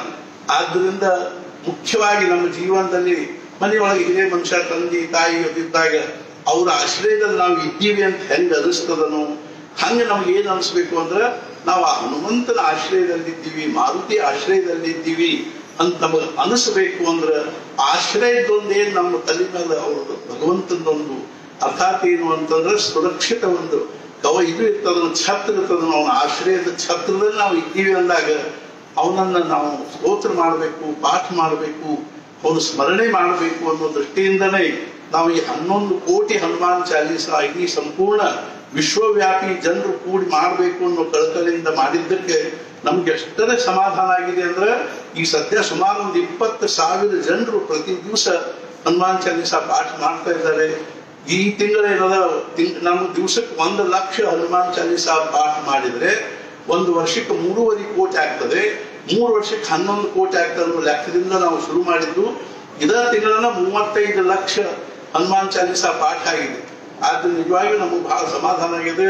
ಮತ್ತು ಈ ಹನುಮಂತ ವ್ರತದ ಮೂಲಕವಾಗಿಯೂ ಪ್ರತಿ ದಿವಸ 22 ಸಲ ಪಾಠ ಮಾಡುವಂತಹ ಒಂದು ಪದ್ಧತಿ ಇರೋದ್ರಿಂದಾಗಿ ಇದು ಒಂದು ಹನುಮಾನ್ ಚಾಲೀಸ ಪಾಠ ದೃಷ್ಟಿಯಿಂದ ಮಹತ್ವದ ವ್ರತ ಆಗ್ತದೆ. ಅದರ ಜೊತೆಗೆ ಪ್ರತಿ ದಿವಸ ದೇವಸ್ಥಾನಕ್ಕೆ ಹೋಗಿ ಆ ಮಾರುತಿಯ ದರ್ಶನವನ್ನು ಮಾಡುವುದು, ನಿತ್ಯ ಮಾರುತಿ ದರ್ಶನ ಮಾಡಬೇಕು ಅಂತ ನಾವು ಜೂನ್ 27, 2019ನೇ ಇಸ್ವಿಗೆ ಜೂನ್ 26ನೇ ತಾರೀಕಿಗೆ ರಾತ್ರಿ ಹರಿಹರಕ್ಕೆ ಹೋಗಿದ್ವಿ. ಶಿವಮೊಗ್ಗದಿಂದ ಹರಿಹರಕ್ಕೆ ಹೋದ್ವಿ. ಆವತ್ತು ಜೂನ್ 27ನೇ ತಾರೀಕಿಗೆ ಬೆಳಿಗ್ಗೆ ಅಲ್ಲಿ ಪಕ್ಕದಲ್ಲೇ ಒಂದು ಕಾಲೇಜ್ ಅದ, ಅರ್ಥಾತ್ ಏನಂದ್ರೆ ಇವ್ರದ್ದು ಆ ಕಾಲೇಜ್ ಅದ. ಆ ಕಾಲೇಜ್ನಲ್ಲಿ ಗ್ರೌಂಡ್ನಲ್ಲಿ ವಾಕಿಂಗ್ ಹೋಗ್ತಿದ್ದ ದಿನ ಅವತ್ತಲ್ಲಿ ವಾಕಿಂಗ್ ಮುಗಿಸಿ ಒಂದು ಮಾರುತಿ ಗುಡಿ ಇದೆ, ಚಿಕ್ಕದು ಸಣ್ಣ ಒಂದು ಮಾರುತಿ ಮಂದಿರ ಇದೆ. ಆ ದರ್ಶನ ಮಾಡಿ ನಮಸ್ಕಾರ ಮಾಡಿ ಬರ್ತಿರ್ತೀವಿ. ಅಲ್ಲಿ ಹೋದಾಗ ಒಮ್ಮೆಲೆ ಹಿಂಗೆ ನಮಸ್ಕಾರ ಮಾಡುವತ್ತ ನನ್ನ ಮನುಷ್ಯನಾಗ ಒಮ್ಮೆಲೆ ಏನ್ ಬಂತು ಅಂದ್ರೆ ಸಹಸ್ರ ಮಾರುತಿ ದರ್ಶನ ಮಾಡಬೇಕು ಅಂತ ಬಂತು. ಸಹಸ್ರ ಮಾರುತಿ ಅಂದ್ರೆ ಸಹಸ್ರ ಬ್ಯಾರೆ ಬ್ಯಾರೆ ಅಂತಲ್ಲ, ಸಹಸ್ರ ದಿವಸ ಮಾರುತಿ ದರ್ಶನ ಮಾಡಬೇಕು ಅಂತ ಅನಿಸಿ ಅವತ್ತಿಂದನ ಶುರು ಮಾಡಿದೆ. ಅಂದಿನಿಂದ ಇಂದಿನ ತನಕನೂ ಅಖಂಡವಾಗಿ ನಿತ್ಯ ಮಾರುತಿ ದರ್ಶನದ್ದು. ಆಮೇಲೆ 13 ಪ್ರದಕ್ಷಿಣೆ ಹಾಕ್ತೀವಿ. ಆಮೇಲೆ ಹನುಮಾನ್ ಚಾಲೀಸ, ರಾಮ ರಕ್ಷಾ, ಅದೇ ರೀತಿ ಭೀಮರೂಪಿ, ಭೀಮಾಷ್ಟಕ, ಹನುಮತ್ ಸಂಕಟ ಮೋಚನ ಸ್ತೋತ್ರ ಇತ್ಯಾದಿ ನಾವು ದಿನ ರಾತ್ರಿ 9:30ರಿಂದ 10:30ವರೆಗೂ ಆ ಹನುಮಂತನ ಪ್ರದಕ್ಷಿಣೆ ಮಾರುತಿ ಸ್ವರೂಪರೇ ಆಗಿರ್ತಕ್ಕಂಥ ಮಹಾರಾಜರು ಮತ್ತು ಮಾರುತಿನೂ ಇದ್ದಾನಲ್ಲೇ. ನಮ್ಮಲ್ಲಿ ಪ್ರತಿ ದಿವಸ ಬೆಳಿಗ್ಗೆ 10 ಗಂಟೆಯಿಂದ ರಾತ್ರಿ 10:30 ತನಕನೂ ಪ್ರತಿ ದಿವಸ ಇಬ್ಬಿಬ್ಬರು ಕೂತ್ಕೊಂಡು ಹನುಮಾನ್ ಚಾಲೀಸ ಪಾಠ ಮಾಡ್ತಾರೆ ಮಂದಿರದಲ್ಲಿ. ಅರ್ಥಾತ್ ಇದೆಲ್ಲ ಬಾಗಿಲು ತೆಗೆದ ಮೇಲೆ ಅಥವಾ ನಾಳೆ ದೀಪಾವಳಿಗೆ ನಾವು 3 ದಿವಸ ಕ್ವಾರಂಟೈನ್ ಆಗಿ ಇಟ್ಕೊಂಡು ಆಮೇಲೆ ದೀಪಾವಳಿ ಉತ್ಸವದಲ್ಲಿ ಭಾಗವಹಿಸ್ಲಿಕ್ಕೆ ಅಡ್ಡಿ ಇಲ್ಲ ಅನ್ನೋದು ಒಂದು ಯೋಜನೆ ಮಾಡ್ತಾ ಇದ್ದೀವಿ. ಅಂಥ ಸಂದರ್ಭದಲ್ಲಿ ಬಂದವ್ರಿಗೂ ಒಳಗೆ ದರ್ಶನ ಆಗ್ಲಿಕ್ಕೆ ಶಕ್ತಿ ಇದೆ. ಒಟ್ಟಿನಲ್ಲಿ ನಮ್ಮ ಜೀವನದಲ್ಲಿ ನಮ್ಮ ಏನಾಗ್ಬೇಕು ಅಂದ್ರೆ ಯಾವುದಕ್ಕಾದ್ರೂ ಲೌಕಿಕವಾಗಿ ಆದ್ರೂ ಸಹಿತ ಈ ನಾವು ಯಾವುದೋ ಒಂದು ಕಾರ್ಯ ಮಾಡ್ಲಿಕ್ಕೆ ಹತ್ತೀವಿ, ಆ ಕಾರ್ಯ ಯಶಸ್ವಿ ಆಗ್ಬೇಕು ಅನ್ನೋ ದೃಷ್ಟಿಯಿಂದನೂ ಸಹಿತ ನಾವು ಹನುಮಂತನ ಆಶ್ರಯವನ್ನು ಹೊಂದಬೇಕು. ರಾಮದೇವರು ಸಾಕಿರ್ತಕ್ಕಂಥ ತಮ್ಮ ಲೋಕಕ್ಕೆ ಹೋಗೋ ಮುಂದೆ ಮಾರುತಿಗೆ ಹೇಳಿದಾರೆ. ಮಾರುತಿ ಕೇಳಿದ, ಪ್ರಭು ನಾ ಮುಂದೆ ಏನ್ ಮಾಡಲಿ ಅಂತ. ಅವಾಗ ಮಾರುತಿ ಹೇಳಿದ, ನೋಡು ನಿನಗೆ ನಿಂದೇನದ ಅಂದ್ರೆ ಮುಂದಿನ ಬ್ರಹ್ಮದೇವರು ನೀನ ಆಗಾಮಿದ್ದೀರಿ. ಮುಂದಿನ ಈಗೇನು ಸದ್ಯ ಬ್ರಹ್ಮದೇವರು ಇದ್ದಾರೆ ಅವ್ರಿಗೆ 50 ವರ್ಷ ಆಗಿದೆ. ಈಗ 51ನೇ ವರ್ಷ ನಡೀತಾ ಇದೆ. ಆ ಬ್ರಹ್ಮದೇವರದು ಒಂದು ದಿವಸದಲ್ಲಿ 14 ಮಂದಿ ಇಂದ್ರಾಗಿ ಹೋಗ್ತಾರೆ. ಈ 4 ಏನು ಅವನ ಯುಗ, ಚತುರ್ಯುಗ ಸಹಸ್ರಾಣ ಬ್ರಹ್ಮಣೋ ದಿವಮುಚ್ಯತೆ. ಈ 4 ಯುಗಗಳು 1000 ಸಲ ಬಂದು ಹೋದಾಗ ಬ್ರಹ್ಮದೇವರದು ಒಂದು ಹಗಲಾಗ್ತದೆ, ಅಷ್ಟ ಒಂದು ರಾತ್ರಿ. ಇಂಥವು 30 ಅರ್ಥಾತ್ ಏನು ಒಂದು ದಿವಸ ಆದಾಗ ಒಂದು ತಿಂಗಳು, ಅದರಂತೆ 365 ದಿವಸ ಆದಾಗ ಬ್ರಹ್ಮದೇವರದು ಒಂದು ವರ್ಷ. ಈ ರೀತಿಯಾಗಿ 50 ವರ್ಷ ಮುಗಿದಾವಿ ಬ್ರಹ್ಮದೇವರಿಗೆ. 51ನೇ ವರ್ಷ ಅರ್ಥಾತ್ ಏನು ಅಂದ್ರೆ ನಾವು ಸಂಕಲ್ಪ ಪ್ರತಿ ದಿವಸ ಹೇಳ್ತಿರ್ತೀವಿ, ಪರಾರ್ಧೆ ದ್ವಿತೀಯ ಪರಾರ್ಧೆ ಅಂತ ತಿಳ್ಕೊಂಡು ವೈವಸ್ವತ ಮನ್ವಂತರೆ ಅಷ್ಟಾವಿಂಶತಮೇ ಕಲಿಯುಗೆ 28ನೇ ಕಲಿಯುಗ ಇದೆ. ಪ್ರಥಮ ಚರಣೆ ಅದರೊಳಗಿನ ಮೊದಲೇ ಈಗ ಇನ್ನು ಬೆಳಗಾಗಿದೆ ಕಲಿಯುಗದ್ದು. ಈ ಇನ್ನು ಮುಂದಿನ ಬ್ರಹ್ಮದೇವರು ಯಾರು ಅಂದ್ರೆ ಮಾರುತಿ. ಅಲ್ಲಿವರೆಗೂ ಮಾರುತಿ ಚಿರಂಜೀವಿ ಇರ್ತಾನೆ. ಅಲ್ಲಿವರೆಗೂ ಮಾರುತಿ ಭಾವದಲ್ಲೇ ಇದ್ದುಕೊಂಡು ಅದಕ್ಕೆ ಭಗವಂತ ಏನಂದ ಅಂದ್ರೆ ನೀನು ಚಿರಂಜೀವಿ ಆಗಿದ್ದೀಪ, ನಿನ್ಗೆ ಇನ್ನೂ ಬಹಳ ದೀರ್ಘ ಆಯುಷ್ಯದ. ನಿನ್ನ ಆಯುಷ್ಯ ಮುಗಿದಾಗ ನಾವು ಎಷ್ಟು ಸಲ ಬಂದು ಹೋಗ್ತೀವಿ. ತ್ರೇತಾಯುಗ ಬಂದಾಗ ನಾ ಬರ್ತೀನಿ, ಅವಾಗ ನೀ ನನ್ನ ಸೇವೆ ಮಾಡೋಕ್ಕಿಂತ. ಆದ್ರೆ ಇವಾಗ ಯಾರು ನಿನ್ನನ್ನು ಕರೀತಾರೋ ತಕ್ಷಣ ನೀನೇನ್ ಮಾಡುವಂದ್ರೆ ವಾಯು ವೇಗದಿಂದ ಹೋಗಿ ಅರ್ಥಾತ್ ಮನೋಜವಂ ನೀನು ಮನೋವೇಗದಿಂದ ಹೋಗಿ ಅವರಿಗೆ ಅನುಗ್ರಹ ಮಾಡುವ ಕಾರ್ಯಗಳನ್ನು ಇದನ್ನು ಮಾಡು. ಇಂಥವು ಎಷ್ಟೋ ಉದಾಹರಣೆ ನಮಗೆ ಹೇಳ್ತಾರೆ, ನಮ್ಗೆ ಆಶ್ಚರ್ಯ ಅನಿಸ್ತದೆ. ಅರ್ಥಾತ್ ಏನು ಅಂದ್ರೆ ಒಂದೇ ಉದಾಹರಣೆ ಹೇಳ್ತೀನಿ. ಬೆಳಗಾವದಲ್ಲಿ ಒಬ್ಬರು ರಾಘವೇಂದ್ರ ರಾವ್ ಕುಲಕರ್ಣಿ ಅಂತಿದ್ದಾರೆ. ಅವರು ಇದರಲ್ಲಿ SBIದಲ್ಲಿ ಮ್ಯಾನೇಜರ್ ಇದ್ದಾರೆ. ಒಂದ್ಸಲ ಅದು ಕಿರಣ್ ಕುಲಕರ್ಣಿ ಅನ್ನೋರು ಅವ್ರಿಗೆ ಏನಂದ್ರು, ದಿನ ನೀವು 11 ಹನುಮಾನ್ ಚಾಲೀಸ ಪಾಠ ಮಾಡಿ ಗ್ರೂಪ್ನಾಗ ಸೇರಿ ನನಗೆ ಆಗುದಿಲ್ಲ, ಟೈಮ್ ಇಲ್ಲ, ನಾನು ಮುಂಜಾನೆ 8 ಹೋಗ್ಬೇಕು, ರಾತ್ರಿ ಬರ್ಲಿಕ್ಕೆ ತಡ ಆಗ್ತದೆ, ಬ್ಯಾಂಕ್ನಾಗ ಬಹಳ ಕೆಲಸ ಇರ್ತಾವೆ, ಹಿಂಗಾಗಿ ನಾನು ಇಷ್ಟ ಆಗಿದ್ದ ದಿನ 15,000 ಜಪ ಮಾಡ್ತೀನಿ, ಗುರುಗಳ ಪ್ರವಚನ ಕೇಳ್ತೀನಿ, ಚರಿತ್ರೆ ಓದ್ತೀನಿ, ಪ್ರವಚನ ಓದ್ತೀನಿ, ಹಿಂಗಾಗಿ ನನಗೇನು ಹನುಮಾನ್ ಚಾಲೀಸ ಪಾಠ ಮಾಡ್ಲಿಕ್ಕೆ ಆಗಂಗಿಲ್ಲ. ಅದು ಒಂದ್ಸಲ ಅದೇ ಮಾಡ್ರಿ, ಈ ಅಷ್ಟು ಆಗಂಗಿಲ್ರಿ, ಮತ್ತೆ ಆಮೇಲೆ ಅದನ್ನು ಮಾಡ್ಕೋತದೇ ಇರ್ಬೇಕಾಗ್ತದೆ, ನಮ್ಗೆ ಟೈಮ್ ಸಿಗೋದು. ಆಯ್ತು ಬಿಡ್ರಿಪ್ಪ ಇಷ್ಟು ಮಾತಾಡ್ಯಾರ. ಅವ್ರು ಬ್ಯಾಂಕಿಗೆ ಹೋಗ್ಯಾರ, ಇವ್ರು ಮಾತಾಡಿ ಫೋನ್ ಇಟ್ಬಿಟ್ಟಾರ. ಅವ್ರ ಬ್ಯಾಂಕಿಗೆ ಹೋಗಿ ಅಲ್ಲಿ ಕೂತು ಒಂದು 15-20 ನಿಮಿಷ ಆಗೋದಕ್ಕನ ಬೆಳಗಾವದಲ್ಲಿ ಅವ್ರ ತಾಯಿ ಮತ್ತು ಅವ್ರ ಮಗಳು ಇರ್ತಾರೆ. ಬೆಂಗಳೂರಿನಲ್ಲಿ ಅವ್ರ ಮನಿ ಅವ್ರು ಹಾಕಿದ್ರು, ಅವರು ಬ್ಯಾಂಕ್ನ ಇದ್ದಾರೆ, ಅವ್ರ ಮಗ ಅಲ್ಲಿರ್ತಾರೆ. ಅಷ್ಟೊತ್ತಿಗೆ ಏನಾಯ್ತು ಅಂದ್ರೆ ಅವ್ರ ಮನೆಯಿಂದ ಅವ್ರ ತಾಯಿ ಫೋನ್ ಬಂತು. ಅರ್ಥಾತ್ ಏನಂದ್ರೆ ಅವ್ರ ತಾಯಿ ಮೊಬೈಲ್ಗೆ ಫೋನ್ ಬಂದ್ಕೊಂಡು ತೊಗೊಂಡು ನೋಡಿದ್ರು, ಏನ್ ಇದು ಇಲ್ಲೇ ಇಲ್ಲ, ಹಲೋ ಹಲೋ ಅಂತ ಇವ್ರು ಅಂತಾರೆ. ಅತ್ಲಾಯಿಂದ ಬರೀ ಚೀ ಚೀ ಚೀ ಆವಾಜ್ ಬರ್ಲಿಕ್ಕೆ ಆಶ್ಚರ್ಯ. ಏನ್ ಹಿಂಗಾಕಿದ್ವು ಅಂತ ತಿಳ್ಕೊಂಡು ಇನ್ನೇನು ಮಗಳಿಗೆ ಫೋನ್ ಮಾಡ್ಬೇಕಂತ ಮಗಳು ಫೋನ್, ಅಪ್ಪ ಇಲ್ಲಿ ಒಂದು ಅಜ್ಜಿ ಅಡಿಗೆ ಮನ್ಯಾಗ ಅಡಿಗೆ ಮಾಡ್ಲಿಕ್ಕೆ ಹತ್ತಿದ್ರು. ಅವಾಗ ಒಂದು ಮಂಗ ಬಂದು ಅಜ್ಜಿ ಕೋಲಿ ತುಂಬ ಹುಡುಕಾಡ್ತು. ಎಲ್ಲ ಸಾಮಾನು ಹತ್ರ ಇತ್ತ ಉಗಿದು ಆಮೇಲೆ ಅಡಿಗೆ ಮನೆಗೆ ಹೋದ್ರು. ಅಡಿಗೆ ಮನೆಗೆ ಹೋದ್ಕೊಳ್ಳಿ ಅಜ್ಜಿ ಗಾಬರಿಯಾಗಿ ಒಂದು ಕೈಯಾಗ ಒಂದು ಬಡಿಗೆ ತೊಗೊಂಡು ಒಂದು ಕಡಿಗೆ ತೊಗೊಂಡು ಅದನ್ನ ಬಡಿಲಿಕ್ಕೆ ಹೋದ್ರು. ಅರ್ಥಾತ್ ಏನಂದ್ರೆ ನಡಿ ನಡಿ ಅಂತ ತಿಳ್ಕೊಂಡು ಅಷ್ಟೊತ್ತಿಗೆ ಆ ಟೇಬಲ್ ಮ್ಯಾಲ ಅಜ್ಜಿದ ಮೊಬೈಲ್ ಇಟ್ಟಿತ್ತು. ಆ ಮೊಬೈಲ್ ತೊಗೊಂಡು ಹೋಗ್ಬಿಡ್ತಾರೆ. ಆ ಮೊಬೈಲ್ ತೊಗೊಂಡು ಹೋಗಿ ಗಿಡದ ಮ್ಯಾಲ ಕೂತು ಅದೇನ್ ಮಾಡಿದ್ರೆ ಅಂದ್ರೆ ಫೋನ್ ಹಚ್ಚಿದ್ರು.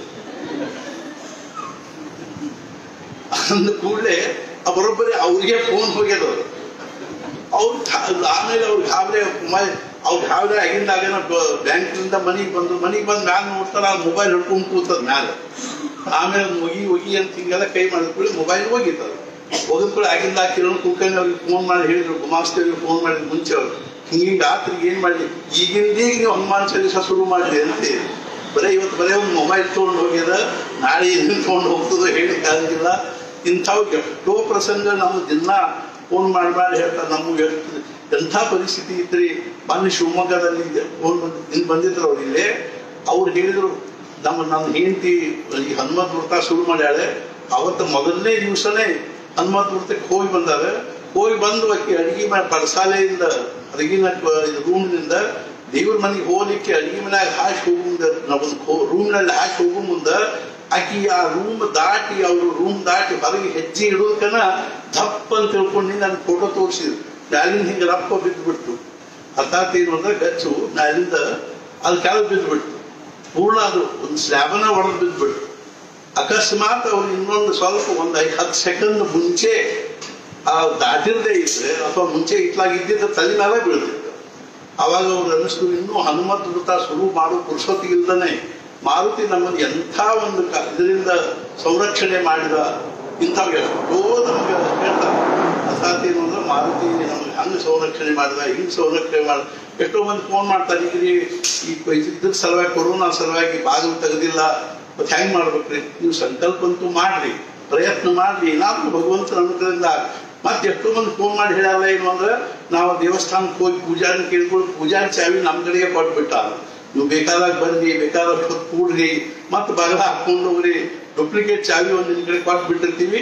ನಾವು ನಮ್ಮ ಟೈಮ್ ಬಂದು ಪೂಜೆ ಮಾಡ್ಕೊಂಡು ಹೋಗ್ತೀವಿ, ನೀವು ಟೈಮ್ ಬಂದು ಉಪಾಸನೆ ಮಾಡ್ಕೊಂಡು ಹೋಗ್ರಿ ಅಂತ ತಿಳ್ಕೊಂಡು ಹೇಳಿದ್ರು ಅಂತ ತಿಳ್ಕೊಂಡು. ತಾತ್ಪರ್ಯ ಏನು ಅಂದ್ರೆ ನಾವು ಏನಾದ್ರೂ ನಿಮಿತ್ತದಿಂದ ಭಗವಂತನ ಕಡೆಗೆ ಲಕ್ಷ್ಯ ಕೊಡಬೇಕು ಅಂದ್ರೆ ಮಾತ್ರ ನಮ್ಮ ಜೀವನದಲ್ಲಿ ಸಮಾಧಾನ ಆಗ್ತದೆ ಹೊರತು ಈ ಪ್ರಪಂಚದ ಥಳಕ ಬೆಳಕಿನ ಪ್ರಪಂಚಕ್ಕೆ ಏನದ ನಾವು ಎಷ್ಟೇ ಅದು ಥಳಕ ಬೆಳಕಿಗೆ ಆಕರ್ಷಿತ ಆದರೆ ಮೋಹಿತ ಆದರೆ ನಮ್ಮ ಜೀವನ ಏನಾಗುದಿಲ್ಲ ಅಂದ್ರೆ ಸಮಾಧಾನಪೂರ್ಣ ಆಗುವುದಿಲ್ಲ ಅನ್ನೋ ದೃಷ್ಟಿಯಿಂದ. ಅರ್ಥಾತ್ ಏನು ಅಂದ್ರೆ ನಾವು ಪ್ರಾರಂಭ ಮಾಡ್ಲಿಕ್ಕೂ ತಡ ಆತು, ಹೇಳಿದ್ದು ಬಹಳ ಆತು. ಆದ್ರಿಂದ ನಾವು ಬೇಗನೆ ಸಂಕಲ್ಪವನ್ನು ಪ್ರಾರಂಭ ಮಾಡ್ತೀವಿ. ಯಾರ್ಯಾರು ಸಂಕಲ್ಪ ಮಾಡೋರಿದ್ದೀರಿ ಅನ್ನೋದನ್ನ ನಾನು ಓದ್ತೀನಿ. ಅವರಲ್ಲಿ ನೀವೆಲ್ಲರೂ ಮುಖ್ಯವಾಗಿ ಈ ಸಂಕಲ್ಪ ಮಾಡೋ ಪದ್ಧತಿ ಏನು ಅಂದ್ರೆ ಹೆಣ್ಮಕ್ಳು ತಮ್ಮ ವಯಸ್ಸಿಗೆ ಅನುಸಾರವಾಗಿ ಸೀರೆ ಆದರೂ ಉಟ್ಕೊಂಡಿರ್ಬೇಕು, ಇಲ್ಲ ಲಂಗ ಬ್ಲೌಸು ಆದರೂ ಇರಬೇಕು, ಡ್ರೆಸ್ ಹಾಕೊಂಡಿರ್ಬಾರ್ದು. ಗಂಡಸರು ಪೈಜಾಮು ಶರ್ಟು ಹಾಕೊಂಡಿರ್ಬಾರ್ದು, ದೋಸ್ರ ಲುಂಗಿ ಉಟ್ಕೊಂಡಿರ್ಬೇಕು. ಉಪಕರಣ ಹೊತ್ಕೊಂಡಿದ್ದು ನಡೀತದೆ, ಬಿಟ್ಟಿದ್ದು ನಡೀತದೆ.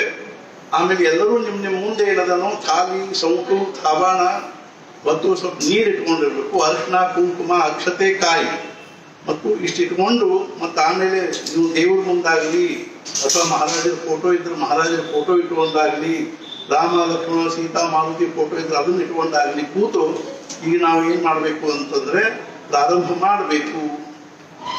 ಅದ್ರಲ್ಲಿ ಮುಖ್ಯವಾಗಿ ಏನಂದ್ರೆ 15 ಮಂದಿ ಹೆಸರಿದೆ. ಇದ್ರೊಳಗೆ ಇಬ್ಬರು ಯಾರು ಅಕಸ್ಮಾತ್ ಇವತ್ತು ಶಕ್ತಿ ಆಗಂಗಿಲ್ಲ ಅಂತ ತಿಳ್ಕೊಂಡು ಅಂದಿರದಂತೆ ಅವ್ರು ಬಿಟ್ಟು ಉಳಿದವರೆಲ್ಲರೂ ಏನದಾವ ಈ ಸಮಯದಲ್ಲಿ ಸರಿಯಾಗಿ ಸಂಕಲ್ಪ ಕೂಡ್ಬೇಕು. ಒಂದು Santosh Kumar SG Shivamogga, Mangala Suresh Mysuru, Chandrika Mysuru, HG Manjunath, Rajeshwar Manjunath Bengaluru, Rajeshwari Manjunath Bengaluru, Karthik London, Soumya Karthik London, Vijaya Desai Bengaluru, Uma Patil Dharwad, Vaishali Anvekar Hubballi, ಇಚರಾ ಎಂ, ರೇವತಿ ಶ್ರೀನಿವಾಸ್ ಸತ್ತಿಕರ್, ರೇಣುಕಾ ವಿಜಾಪುರ್ ಹುಬ್ಬಳ್ಳಿ, ಸ್ಮಿತಾ ಶ್ರೇಯಸ್ ಹುಬ್ಬಳ್ಳಿ, ರಾಜಶ್ರೀ ಕುಲಕರ್ಣಿ ಶಿವಮೊಗ್ಗ. ನೀವೆಲ್ಲರೂ ಏನಾದ್ರೆ ಸಂಕಲ್ಪ ಪ್ರಾರಂಭ ಮಾಡಬೇಕು. ಇಲ್ಲಿ ಕೂತವರು ಸಹಿತ ಏನದನ್ನು ಎಲ್ಲರೂ ಈಗ ನೀವು ಕುಂಕುಮ ಹಚ್ಕೋಬೇಕು ಹಣೆಗೆ. ಆಮೇಲೆ ಏನದ ಯಾರಿಗೆ ಆಚಮನ ಮಾಡ್ಲಿಕ್ಕೆ ಬರ್ತದೋ ಅವ್ರು ಆಚಮನ ಮಾಡಬೇಕು. ಉಳಿದವ್ರು ಏನ್ ಮಾಡ್ಬೇಕು ಅಂದ್ರೆ ಮೊದಲು ನೀವು ಮುಂದಿರ್ತಕ್ಕಂಥ ನೀರಿನಲ್ಲಿ ಬಟ್ಟೆ ಹಚ್ಚಿ ಮೊದಲಕ್ಕೆ ಬಲಗಣ್ಣು ಆಮೇಲೆ ಎಡಗಣ್ಣು ಈ ರೀತಿ ನೀರು ಹಚ್ಕೋಬೇಕು.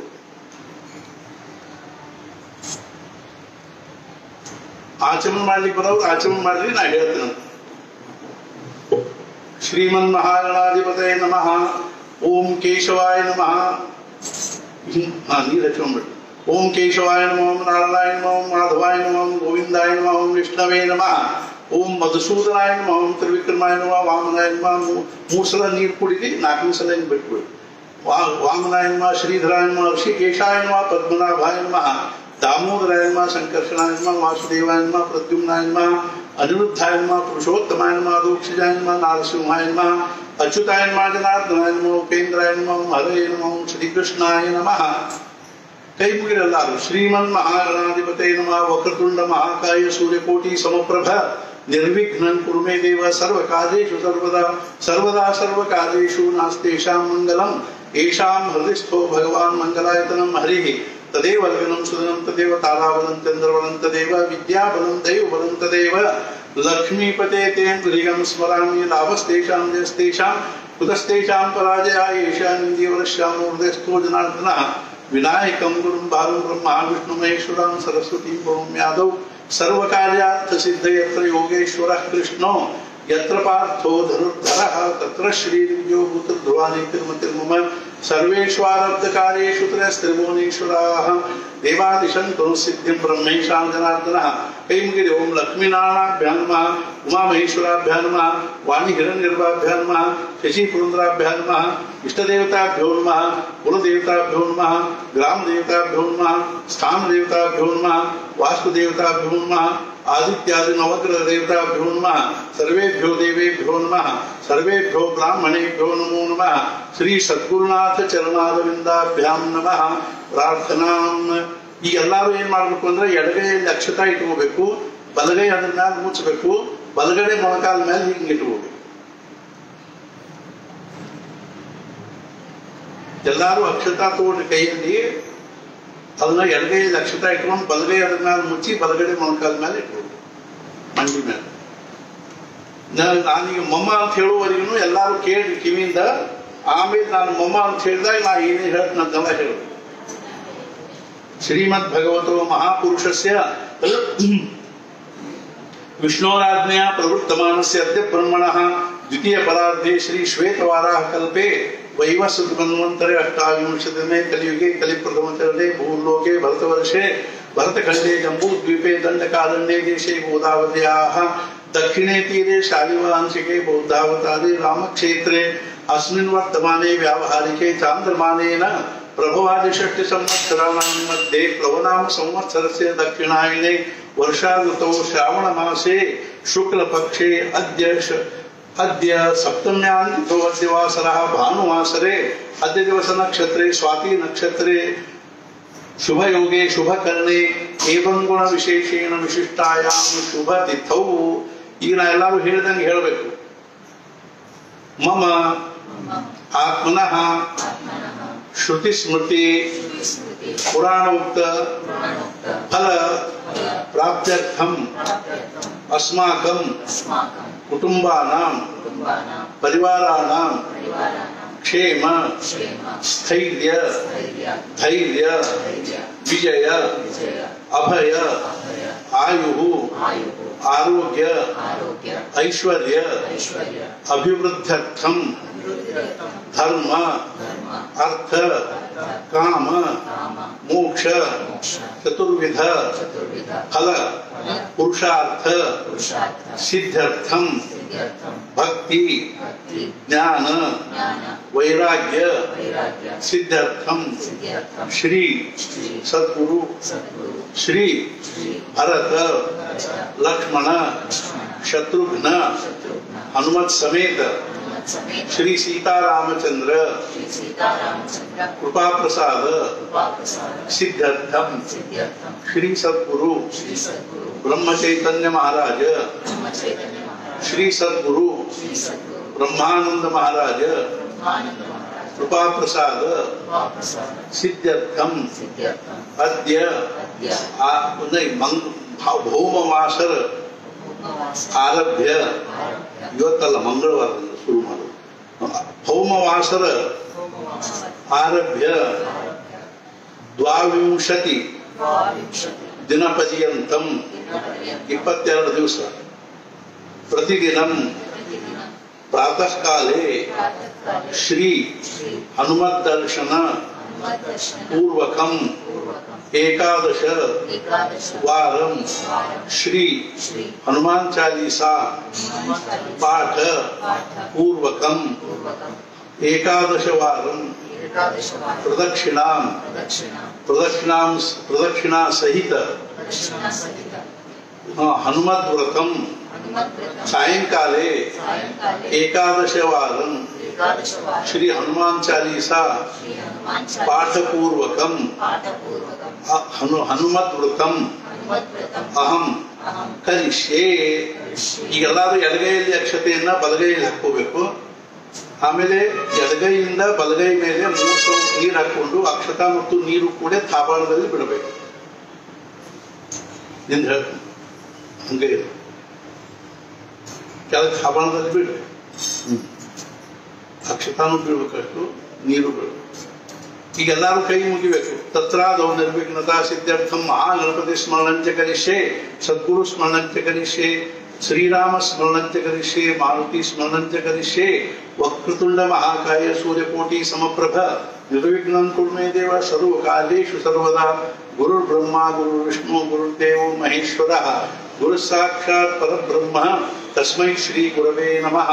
ಬ್ರಹ್ಮಾನಂದಂ ಪರಮಸುಖದಂ ಕೇವಲಂ ಜ್ಞಾನಮೂರ್ತಿಂ ದ್ವಂದ್ವಾತೀತಂ ಗಗನ ಸದೃಶಂ ತತ್ವಮಸ್ಯಾದಿಲಕ್ಷ್ಯಂ ಏಕಂ ನಿತ್ಯಂ ವಿಮಲವಚನಂ ಸರ್ವಧಿ ಸಾಕ್ಷಿಭೂತಂ ಭಾವಾತೀತಂ ತ್ರಿಗುಣರಹಿತಂ ಸದ್ಗುರುಂ ತನ್ನಮಾಮಿ.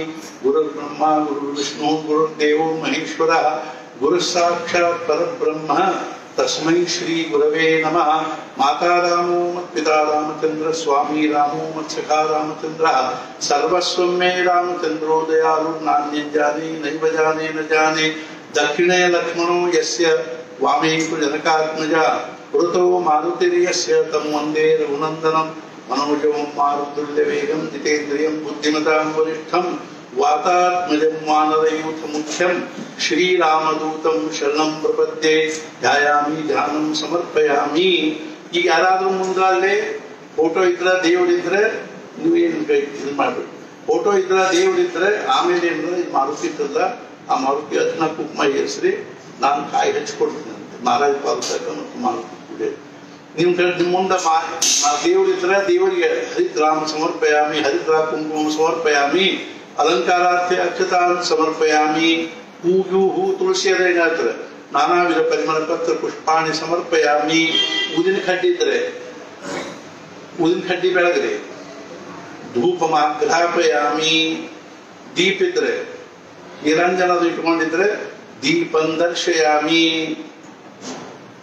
ಮತ್ತು ನೈವೇದ್ಯಕ್ಕೆ ನೀವೇನಾದ್ರೂ ಇಟ್ಕೊಂಡಿದ್ರೆ ಬಟ್ಟಲದಲ್ಲಿ ಅಥವಾ ಸಾಬಾಳದಲ್ಲಿ ಹಣ್ಣು ಯಾವ್ದಾದ್ರು ಏನಾದ್ರು ಒಂದು ಸಿಹಿ ಪದಾರ್ಥ ಅಥವಾ ಸಕ್ಕರೆ ಬೆಲ್ಲ ಹಿಂಗೆ ಏನಾದ್ರು ಇಟ್ಕೊಂಡಿದ್ರೆ ಅದನ್ನ ನೈವೇದ್ಯ ತೋರಿಸ್ಬೇಕು. ನೈವೇದ್ಯಂ ಸಮರ್ಪಯಾಮಿ.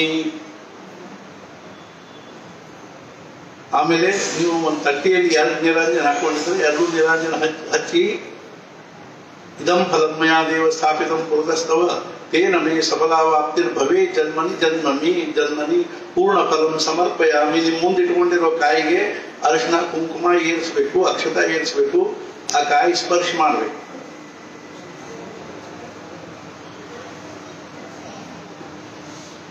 ಆ ಕಾಯಿಗೆ ಅರಿಶಿನ ಕುಂಕುಮ ಏರಿಸ್ರಿ. ಆಮೇಲೆ ನಾವು ಕಾಯಿ ಏನದ ನಿಮ್ಗೆ ಎಷ್ಟು ದಿವಸ ಆಗ್ತದ 3, 5, 7, 9, 11, 13 ಅಷ್ಟು ದಿವಸ ನಿಮ್ಮ ಮನೆಯೊಳಗೆ ಇಟ್ಕೊಂಡು ದೇವರ ಹತ್ರ ಇಡಬೇಕು. ದೇವರ ಹತ್ರ ಇಟ್ಕೊಂಡು ಅದನ್ನ ನಿತ್ಯ ಅರಿಶಿನ ಕುಂಕುಮ ಅಕ್ಷತ ಏರಿಸಬೇಕು. ಆಮೇಲೆ ಅದನ್ನ ಒಡೆದು ಅದನ್ನೇನ್ ಮಾಡ್ಬೇಕು ಅಂದ್ರೆ ಏನಾದ್ರು ಸಿಹಿ ಪದಾರ್ಥ ಮಾಡಿ ಮಾರುತಿಗೆ ಮಹಾರಾಜರಿಗೆ ನೈವೇದ್ಯ ತೋರಿಸಿ, ಅಥವಾ ನಿಮ್ದು 22 ದಿವಸದ ವ್ರತ ಮುಗಿದ ಮೇಲೆ 22 ದಿವಸನೂ ಮನ್ಯಾಗ ಇಟ್ಕೊಂಡಿರ್ಬೇಕು. ವ್ರತ ಮುಗಿದ ಮೇಲೆ ಅದನ್ನ ಒಡೆದು ಮಾರುತಿಗೆ ನೈವೇದ್ಯ ತೋರಿಸಿ, ಅಥವಾ ಮುಂಚೆ ಅದನ್ನ ಸಿಹಿ ಪದಾರ್ಥ ಮಾಡಿ ಅದನ್ನ ನೈವೇದ್ಯ ತೋರಿಸಿ ಎಲ್ಲರಿಗೂ ಪ್ರಸಾದ ರೂಪದಲ್ಲಿ ಕೊಡ್ಬೇಕು. 22ನೇ ದಿವಸ ನೀವು ಗೋಧಿ ರೊಟ್ಟಿ ಮೂಡ್ ಹಾಕಿ ಸಣ್ಣ ಮಾಡಿ ಅದನ್ನ ಮಾಲೇದಿ ಮಾಡಿ ಉಂಡಿ ಮಾಡ್ಕೊಂಡು ಹೋಗೋದಿರ್ತದೆ. ಅದ್ರ ಜೊತೆಗೆ ಸಿಹಿ ಪದಾರ್ಥನು ಮಾರುತಿ ದೇವಸ್ಥಾನ ತಗೊಂಡು ಹೋಗಿ ಅಲ್ಲಿ ನೈವೇದ್ಯ ಮಾಡಿಕೊಂಡು ಆಮೇಲೆ ತನ್ನ ಮನೆಯೊಳಗೆ ಎಲ್ಲರಿಗೂ ಪ್ರಸಾದ ಕೊಡ್ಬೇಕು. ನೀವು ಪ್ರಸಾದ ಅವತ್ತು ತಗೊಳ್ಳಿ ಕಡ್ಡಿ ಇಲ್ಲ.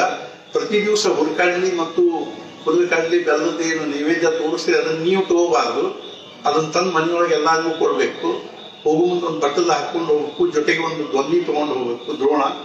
ಯಾವುದಾದ್ರೂ ಮುತ್ತಲೆಯಲ್ಲಿ ಬನ್ನಿ ಆಗಲಿ ಅಥವಾ ಒಂದು ಕಾಗದ ಬನ್ನಿ ಆಗಲಿ ತಗೊಂಡು ಹೋಗಿ ಅಲ್ಲಿ ಅದನ್ನ ನೈವೇದ್ಯ ತೋರಿಸಿ ಮಾರುತಿಗೆ ಆ ಬನ್ನಿ ಒಳಗೆ ಹಾಕಿ ಅಲ್ಲೇ ಇಟ್ಟು ಬಂದು ಬಿಡಬೇಕು.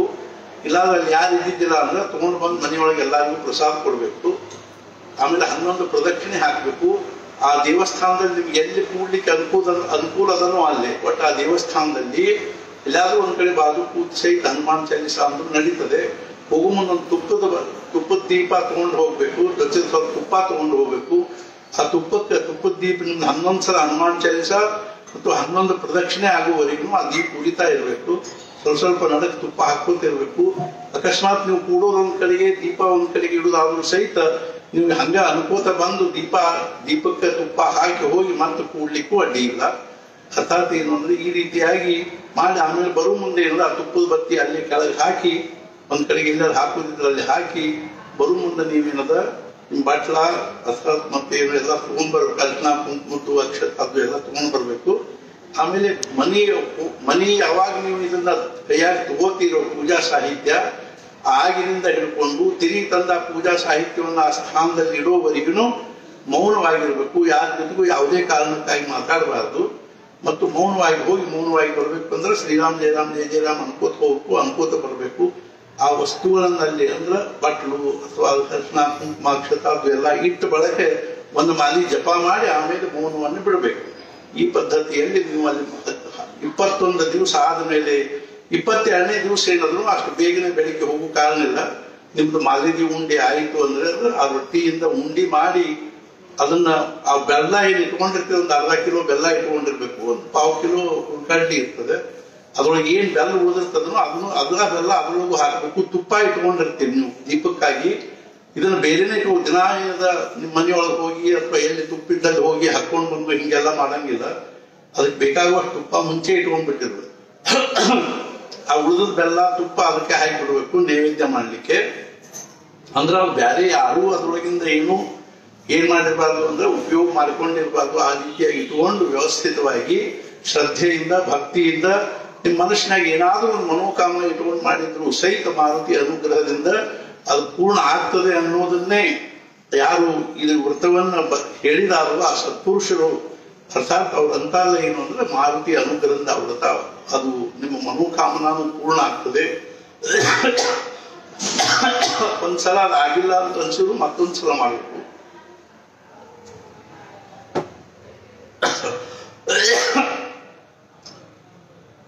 ನೀವು ಎಷ್ಟು ಶ್ರದ್ಧೆಯಿಂದ ಭಕ್ತಿಯಿಂದ ಮಾಡ್ತೀರೋ ಅದಕ್ಕನುಸಾರವಾಗಿ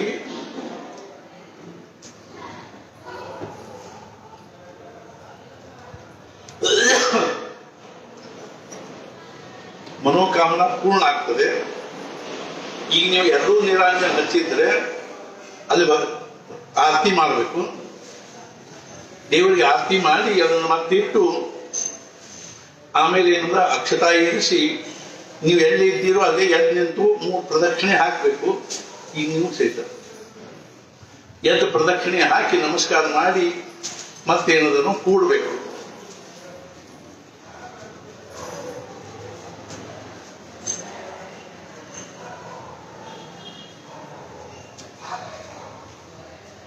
ಈಗ ಎಲ್ಲರೂ ಕೈಯಲ್ಲಿ ಅಕ್ಷತಾ ಮತ್ತು ನೀರು ತಗೋಬೇಕು.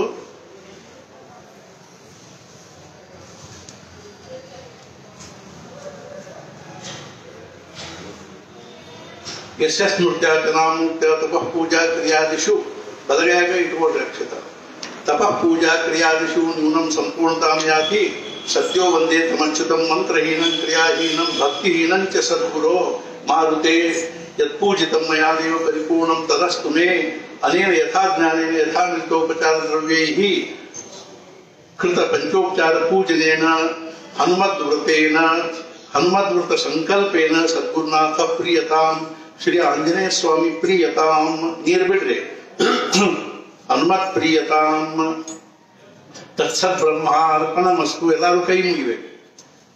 सदा सर्वदा योग तुझा घडावा तुझे कारणी देह माझा पडावा उपेक्षू नको गुणवंता अनंता रघुनायका मागणे हेची आता जानकी जीवन स्मरण जय जय राम. श्री अनंत कोटि ब्रह्मांड नायक राजाधिराज सच्चिदानंद सद्गुरु श्री ब्रह्म चैतन्य महाराज की जय। सद्गुरु श्री ब्रह्मानंद महाराज की जय। महारुद्र हनुमान की जय। जय जय रघुवीर समर्थ। ನೀವು ಎಲ್ಲಿದ್ದೀರೋ ಅಲ್ಲೇ ಕೂತ್ಕೊಂಡು ಒಂದು ಸಲ ಹನುಮಾನ್ ಚಾಲೀಸ ಒಂದು ಮನಸ್ಸಿನಾಗಂದು ಆಮೇಲೆ ಎದ್ದು ನೀವು ಪ್ರಸಾದ ಮಾಡ್ಲಿಕ್ಕೆ ಅಡ್ಡಿಲ್ಲ.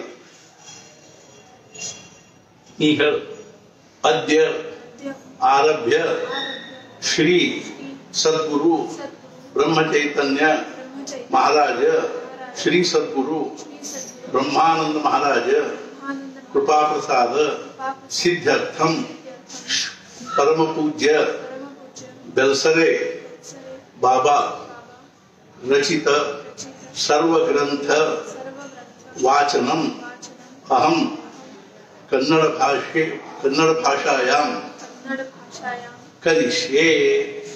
आके मराठी कन्नड़ भाषा ओदಕ್ಕೆ तत्रादौ निर्विघ्नता सिद्ध्यर्थम महागणपति स्मरणं च करिष्ये. सद्गुरु स्मरणं च करिष्ये. वक्रतुंड महाकाय सूर्यकोटि समप्रभ निर्विघ्नं कुरु मे देव सर्वकार्येषु सर्वदा. गुरुर्ब्रह्मा गुरुर्विष्णु गुरुर्देवो महेश्वरः गुरु साक्षात् परब्रह्म तस्मै श्री गुरवे नमः. तो इन ಮುಂದೆ ಈ ಕಾಗದ ಇಡು ಇದು ಮಾಡಿರೋದು ಇಷ್ಟದ ಕಷ್ಟ ಉಪ್ಮಾ ಇತ್ತು ಅದು ಮುಂದೆ ಇಟ್ಟು ಹನುಮಾನ್ ಚಾಲೀಸ ಎಲ್ಲರೂ ಬರ್ತಾ ಇಲ್ಲ ಭಯಪಡ್ತಾರೆ ಮನಸ್ಸಿನ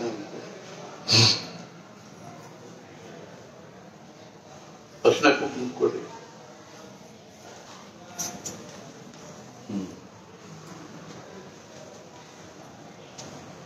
ಅರ್ಶನ ಕುಂಕುಮ ಏರ್ಸೋದಕ್ಕೆ ಅಕ್ಷತಾ ಏರ್ಸು ಆಮೇಲೆ ಇದನ್ನ ಮಾಡಿ ನಮಸ್ಕಾರ ಮಾಡಿ ಅದರಿಂದ ಒಂದು 5 ವಾಕ್ಯ ಓದು ಆಮೇಲೆ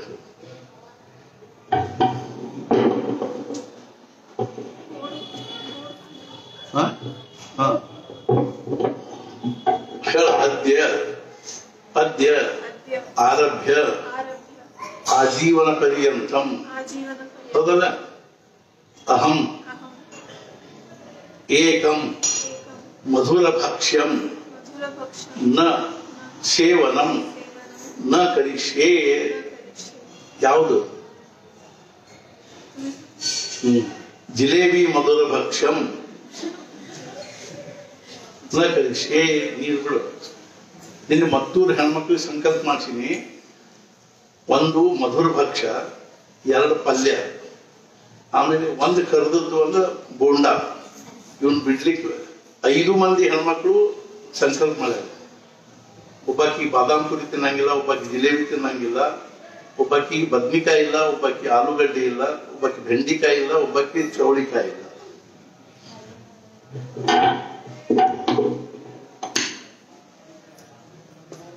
ಈ ಆರತಿ ನೈವೇದ್ಯ ಆಗಿದೆ. ಎಲ್ಲರಿಗೂ ಇಲ್ಲೇ ಪ್ರಸಾದಕ್ಕೆ ಹಾಕ್ತಾರೆ.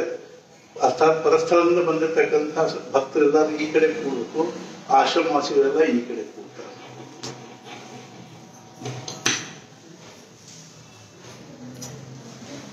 ಆಯ್ತು ತುಂಬ ಕಾಯಿ ಒಳಗೆ ತುಂಬದು ಹೊರಕರಿ ಆಗ್ತದೆ. ಕೋಣೆ 3 ನಾನು ಉಪಾಸನ ಆಗ್ತಾನೆ.